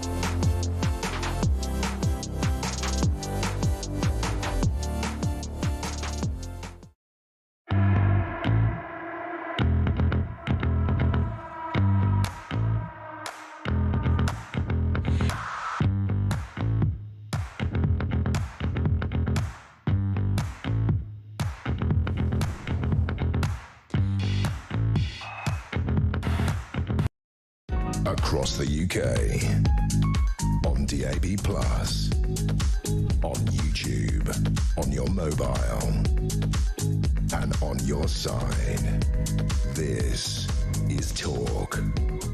Welcome back. Still with political commentator Will Kingston. Will, back in around about 2020, the then Prime Minister Boris Johnson was busy letting in millions and millions of legal migrants as well as illegal migrants, and they were called the Boris Wave. I mean, millions of them, 3 million.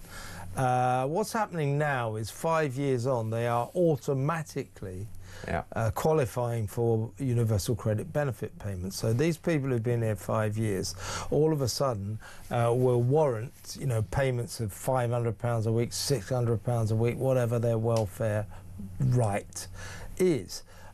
So it's going to cost us a damn fortune, an absolute fortune, to the extent that because of the Boris wave, we've learnt that a new migrant will become eligible this year going forward for universal credit every 43 seconds. Yeah. So that's going to be a vast number of people requiring a vast amount of welfare payment. I mean, we're talking bankrupting the country here. Yeah. Well, as a caveat, I am a migrant. I could make the argument about being a returned convict, but let's, I'm a migrant. You said it. But I'm a net contributor to the economy. I've never used the NHS. I haven't put our kids through the public school system here, state school system here. And I pay considerably more tax than if I was a migrant in Dubai. You work. And I would like to think that I support this country, I love this country, and I support its values. Yeah. The issue is that the vast majority of migrants, or the majority of migrants, don't.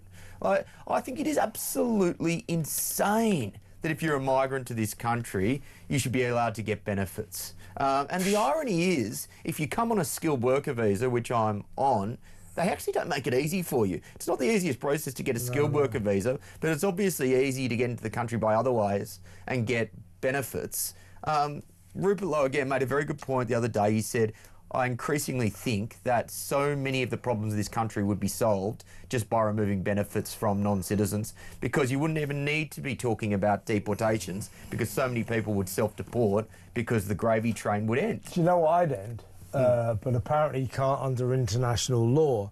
But I would end the ludicrous system by which people break into our country illegally.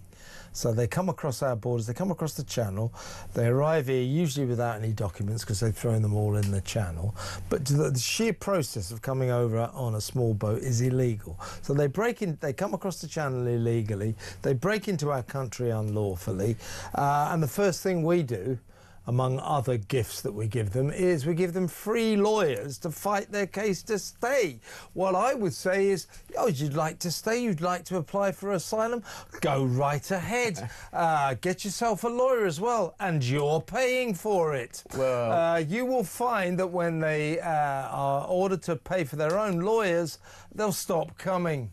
Kev, you say apparently you can't under international law. You've got to give them lawyers. I've got good news for you. Yeah. The extent to which you buy into international law, again in inverted commas, because I think international law is a bit of a nonsense, is entirely dependent on the government.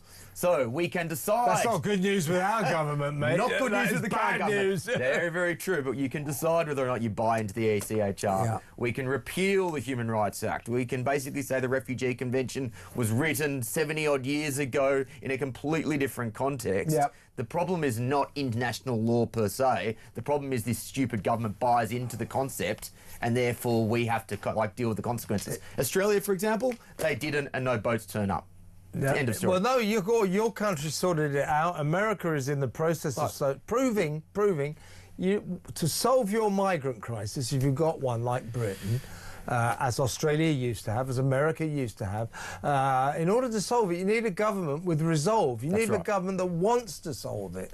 Australia wanted to solve their migrant crisis, and they damn well did. Yeah. They made it a hostile environment. They said, you come across the channel or from Indonesia, if you come across the sea illegally, you can't claim asylum. You broke our laws. You can't do it. We're going to put you on an island and we'll process you in 3 weeks. You'll be back in your home country. Yeah. That's what they did. President Trump has basically shut down the southern border. You can't get across anymore. He has reduced migration into America illegally by something like 93, 94%. So he's done it. We won't do it. We can't do it because we don't have a government with resolve. They don't really want to solve it. At least that's my theory. What do you think? 03444991000. You're going to stick around with us, aren't you, Will? Because we're going to talk about TV, disaster for terrestrial TV in this country this Christmas. Audiences absolutely plummeting. Absurdly, our state broadcast of the BBC going, 9 of the top 10 shows who are on the BBC. Yeah, great.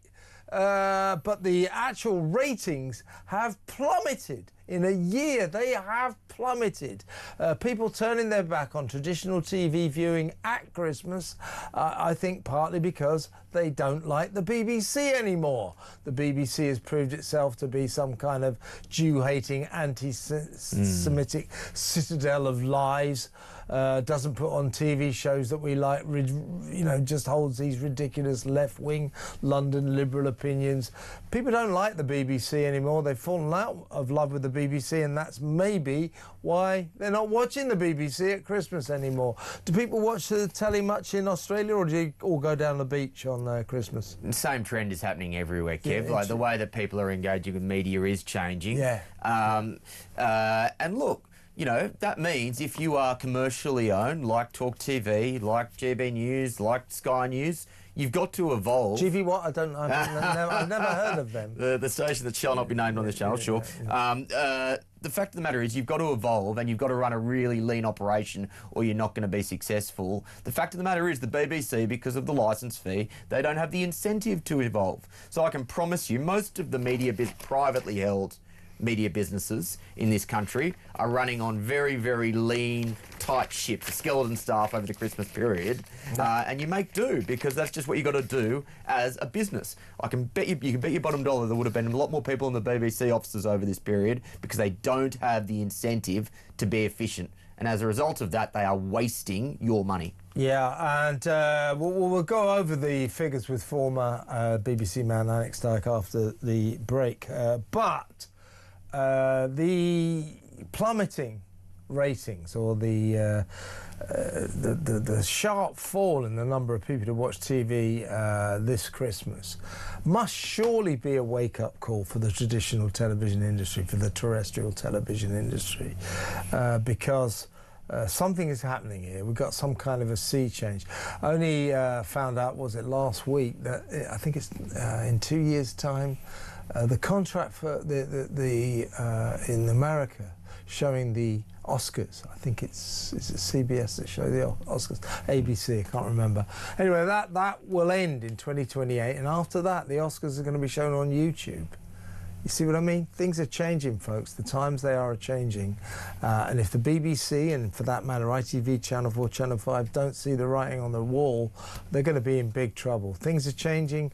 The attitudes to viewing are changing. And that was sharply revealed in the Christmas Day ratings. We'll talk about that when we come back. So stick around, folks.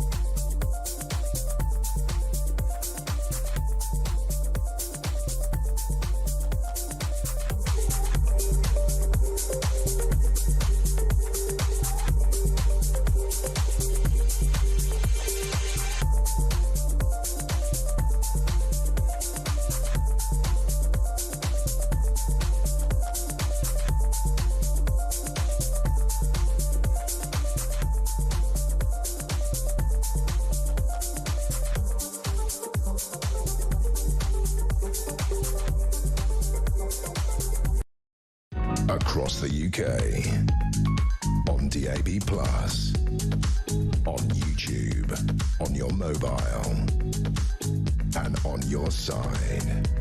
This is Talk. Welcome back. Let's talk about television over the Christmas period. Used to be like 30 million people would tune in to watch the telly on Christmas Day. What was it, back in 85, something like that? 33 million people tuned in to watch Angie hand Den, Dirty Den divorce papers in the Queen Vic. Big time. That was more, I think 29 million people watched Man Land on the Moon. 33 million people watched Angie hand divorce papers to Dirty Den in the Queen Vic on Christmas Day. Used to be a massive day. It's been plummeting. This Christmas, I think it has to be the moment that the BBC and the other channels, the terrestrial channels, wake up to what's going on, because something big happened this year. Joining me to discuss this, we've still got Will Kingston in the studio, but former Beeb presenter Alex Dyke is in the studio. Welcome, Alex. Thank you, Kevin. Nice to be here. Not nice if you work for the BBC. The BBC said, oh, it's brilliant. Brilliant. 9 of the top 10 programmes were on the BBC. Yeah, big deal. The trouble is no one watched them. Now, last year, Gavin and Stacey, Alex, drew the big audience, the biggest, 12.32 million. Wallace and Gromit, Vengeance Most Foul, 9.38. And then we get down to the King's Speech, third, 5.04 million. So 12.32 million. This year, biggest show was the King's Speech. The Queen's dreary little speech, if you ask me. It wasn't a particularly good speech, I didn't think, but that got 4.6 million. The Scarecrow's wedding, 4.3 million. Strictly Come Dancing, Christmas special, 4.2 million. Michael McIntyre's The Wheel, 3.7 million. You come down to EastEnders, which, as I said, once got 33 million viewers, 2.8 million. The 1.1% Club, 2.7 million. Weakest Link, the 10th most watched, 2.6 million. So a sharp fall from 12.32 million for Gavin and Stacey last year, and the King's Speech this year, 4.6 million, the biggest show on telly. This must be the strong message to the television industry that something has changed this year, right? If they don't get if they don't get the message now, they're going to be in big trouble. It's all over for. I hate that expression, linear television, because when I was at the BBC, they use that word linear all the time. But it's all over for linear television. And you know what? In the BBC's top 10, at number 9 was the weather forecast. I mean, you couldn't make it up, could you? Mrs. Brown's Boys got 1.6 million. That used to be the top show, didn't it? Yeah, but the thing here, Kevin, the thing here is the television was on, right? But how many people were enjoying what the channels, particularly the BBC, put out? Because I bet you there was a lot of people sat there like Gogglebox thinking, this is rubbish, this is boring, this isn't how it used to be television. So it's not that. So those numbers are one thing, but how many people were actually enjoying it? Well, one thing that's been happening for years, I mean, I was a TV critic for about 12 years until I think I stopped doing it in 2016. So that is, what, 9 years ago. And when I stopped, every year, the Christmas schedule was the Strictly Come Dancing Christmas special. It was Call the Midwife Christmas special. They would also usually do Doctor Who's gone, but all the other EastEnders, of course, all the shows that they put on Christmas Day, they have been putting on Christmas Day now for the best part of 20 years. They never change it. No. So in some ways, they are the architects of their own downfall. They don't offer variety. People have had enough of the same old every year. But I think the main thing that's happened is Christmas Day used to be appointment to view. People used to get up in the morning and say, let's get the festivities started. They'd switch the telly on and just watch it for the rest of the day. That's what families did on Christmas Day. They don't anymore. Most people don't even bother putting it on. And if the BBC don't see the warning signs here, if the ITV, Channel 4, Channel 5 don't do the same, that industry is going to wither and die. Absolutely. And you know, television used to be a big event. The colour explosion in the early 70s made television very, very special, and we would all sit round one set in the living room and maybe watch a big film that we'd either forgotten about or never got to the cinema to see. But we don't need the BBC showing Toy Story or Frozen. That's not what the BBC's for. We can get that now from ITV, Netflix, Sky, Amazon Prime. The BBC's got to rethink what it's all about. I think this is the critical point, in that a public broadcaster is a relic of a bygone age where there were very limited sources to access both news as well as entertainment. You know, we're thinking, you know, when did the BBC start? It started as a radio station in the 20s? The 20s, the 30s, like really early. That would have been your sole source of information. And again, you can see in that context why that is necessary.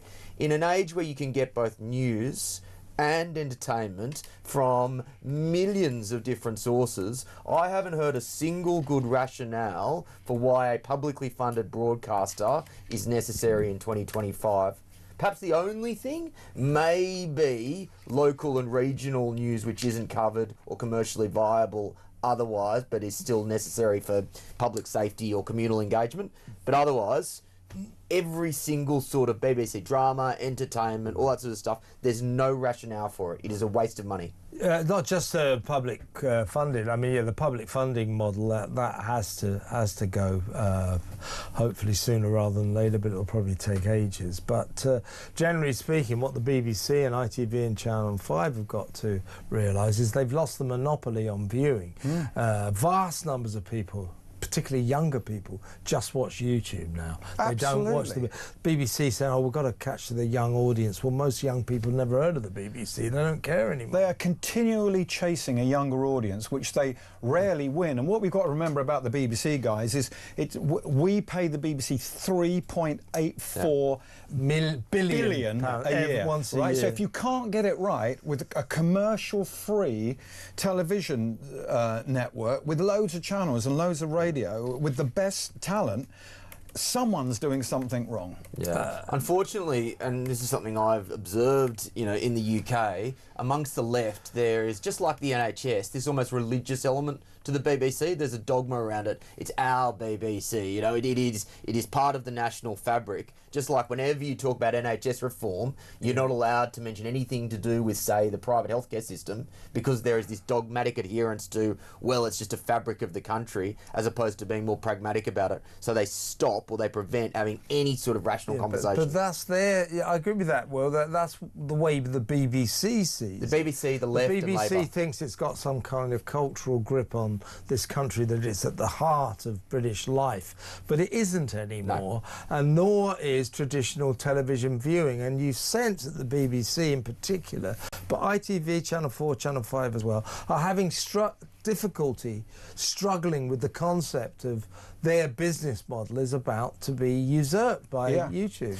And what's happening in America will come here, and that's the fact that all of the big American chat shows have gone left. They've gone woke. ABC, NBC, they've all gone woke. And therefore lost vast amounts of viewers. Yeah, so we've got that as well. But I think it's really bad for all of them, but particularly the BBC, because people have changed, as you say, Kevin. Young people, all they care about is YouTube now. That's all I watch is YouTube. I watch talkTV live on YouTube. I mean, where do you think we'll go to break in a second? But how will the TV companies, BBC and the other big ones, how are they going to handle this? Because it looks to me as if so far they're essentially fiddling while Rome burns. They're just watching their business model decline and decline and decline. More and more people going to YouTube, and yet they're just doing the same. They can't carry on like this, can they? It's lazy formatting, isn't it? I mean, even this big show Traitors, which I haven't watched, but people say it's very good, it's the same idea that people have voted out. You all gather around and someone's voted out. It's lazy programming, and they've got to come up with some fresh ideas. What they should do is watch some of these brilliant YouTubers who are making a living, making really good creative content. Yeah, that's true. BBC not showing any imagination at all. As I say, with their Christmas schedule, it's the same old, same old. They keep sticking with the soaps, so all the channels, and the soaps, Christmas used to be vast, and now they're getting like, I think Coronation Street was on 1.5 million, Emmerdale on even fewer people tuning in. The soaps, the whole idea of the soaps was to create the foundation stone, the bedrock of the evening schedules. So you got a big 15 million tune in, and you hope they stick around as you put the other programs on. So they were there specifically for scheduled television. Scheduled television is dying, and yet they carry on with these soap operas that no one watches anymore. What's the point? Well, there's that. Look, the executives at those organisations aren't completely thick. They know that this is happening, Kev. They are trying to respond by, looking at new ways to deliver their content. Like BBC iPlayer, for example, they're trying to do the streaming thing, but because they're not technology-first companies like Netflix, they're not able to do it as well. Like they're effectively old media businesses that are trying to become technology companies, but because they can't do it nearly as well, they're not doing either bit, the linear bit, or the media, or the new tech bit as well. They're stuck in the middle.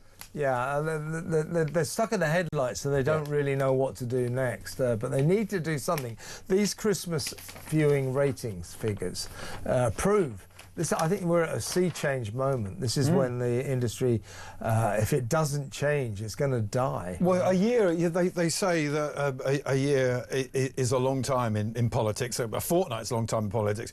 I was listening to you on the way up, Kev, and you were talking about how things have changed for Andrew. What a year he had. And you said earlier, didn't you? If you could have changes for old Andy. Yeah, if you could look back and see how it's changed, and you think how Andrew's life's changed, well, look how the media and television has changed in the last 12 months. It's incredible. Yes, you're right. You're so right. We are in a period of change, mate. I'll tell you that. Let's go to break. We'll talk about one specific element of the TV schedules, Christmas TV schedules, when we come back. BBC showing a rare backbone, keeping David Walliams, the allegedly disgraced TV star and children's writer, in the festive edition of Would I Lie to You on Boxing Day. That was apparently they did edit him a bit. Apparently did a couple of Nazi salutes, so they edited that out, but they did stick with David Walliams. We'll talk about Mr. Walliams when we come back, so stay where you are, folks.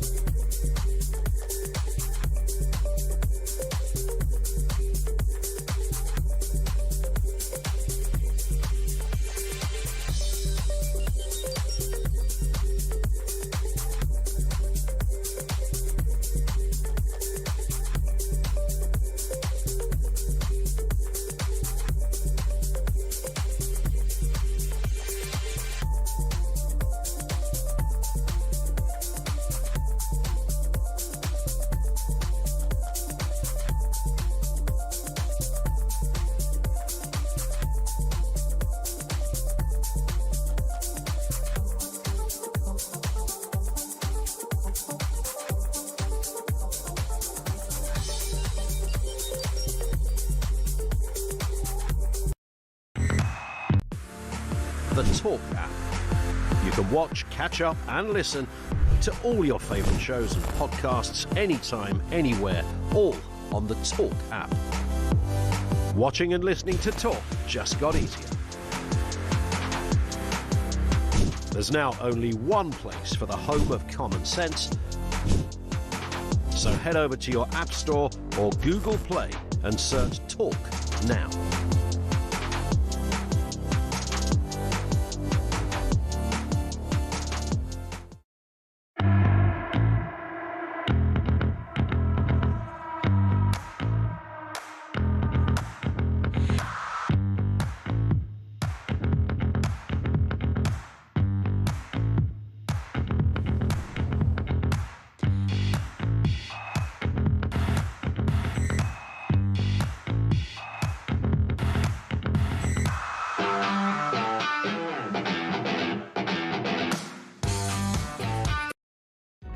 across the UK. On DAB+, on YouTube, on your mobile, and on your side. This is Talk. Welcome back. I'm going to hand over the helm of the good ship Talk to the great Phil Dave at 10 a.m. We're not going to be able to get him in the studio to tell us what he's got lined up for your entertainment, but let me assure you it will be brilliant. So Phil Dave from 10 a.m. until 1 p.m. I've still got Will Kingston in the studio, and of course Alex Dyke, former BBC man. We've been talking about all things telly, the tremendous or the disastrous slump in TV ratings this year. The King, top of the pile with his rather boring switch yourself off from digital Christmas Day speech. 4.6 million, that was the top show. 4.6 million. The typical praise of the new religion of our age, diversity as well. Yeah, diversity is our strength. Is it? I don't think so. Right, well, look, let's talk about one element of this. So on Boxing Day, what was that, a couple of days ago, David Walliams, who's in a kind of a disgrace at the moment, remained in the festive edition of Would I Lie to You, the rather good panel show. He apparently was edited. He did a couple of Nazi salutes, obviously in jest. I'm not saying he's a Nazi, but they did edit those salutes, those mock salutes out. He, of course, was dumped by HarperCollins, part of this company, same company as here in this very building, same as Talk Towers. HarperCollins dumped him just before Christmas amid allegations of inappropriate behaviour around women, allegations he strongly denies. He says he had no idea there was an investigation going on into his behaviour. But he has been dumped. And a lot of people said he shouldn't have been on Would I Lie to You, but he was on there. Was the BBC right to stick with him, Alex? Well, the BBC are kind of damned if they do and they're damned if they don't. They had nowhere to go with this, did they? If they had edited it out, they would have been in trouble. If they keep it in, they're going to get complaints. The Nazi salute, I can see why that was edited out, but we were talking in the break, it wasn't that long ago that John Cleese was doing it in Fawlty Towers and Freddie Starr made a living out of it. Do you remember that? It's all about context. Yeah, because they were we used to be able to laugh at Nazis. Yeah. We used to laugh at Hitler. Yeah. But at the ironically, I mean, I grew up in a period where, as Alex said, taking the mickey out of Hitler and the Nazis was part and parcel of nearly all comedy. But now, the further we get away from the Second World War, the more it seems to become taboo. Well, the Nazi salute's even been criminalised in Australia, I know. or at least some states in Australia. But as you say, we were laughing. So from Charlie Chaplin up to Freddie Starr and John Cleese, we were laughing at it. But I can see now why they've taken it out. The thing about David Walliams is, I think, I don't mean this as a pun really, after Mr. Stink, but there's a nasty smell around him, isn't there? That's the thing that nobody really wants to associate. It's all gone a bit Prince Andrew. But apparently HarperCollins were advising women to meet him in pairs. Yeah, and don't go around to his house for business consultations.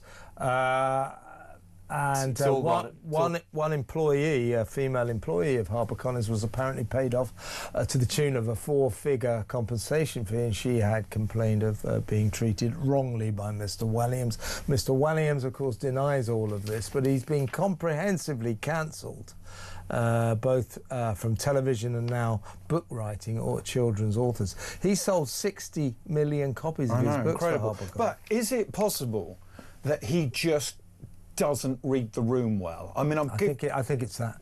Yeah, he just can't see. If he is being inappropriate, and I can only say what I've read and what I've heard, is it that he's not reading the room like we would? I think there is an element of that. I think he's behind the 8 ball in terms of the progression of time. He's old-fashioned, I think, now. I think that would be the allegation against him, that he doesn't behave in a way that's consummate with 2025, 2026. Don't forget, what was it, 2-3 years ago, he quit Britain's Got Talent under a cloud, having been recorded saying disgusting things about contestants and people in the audience.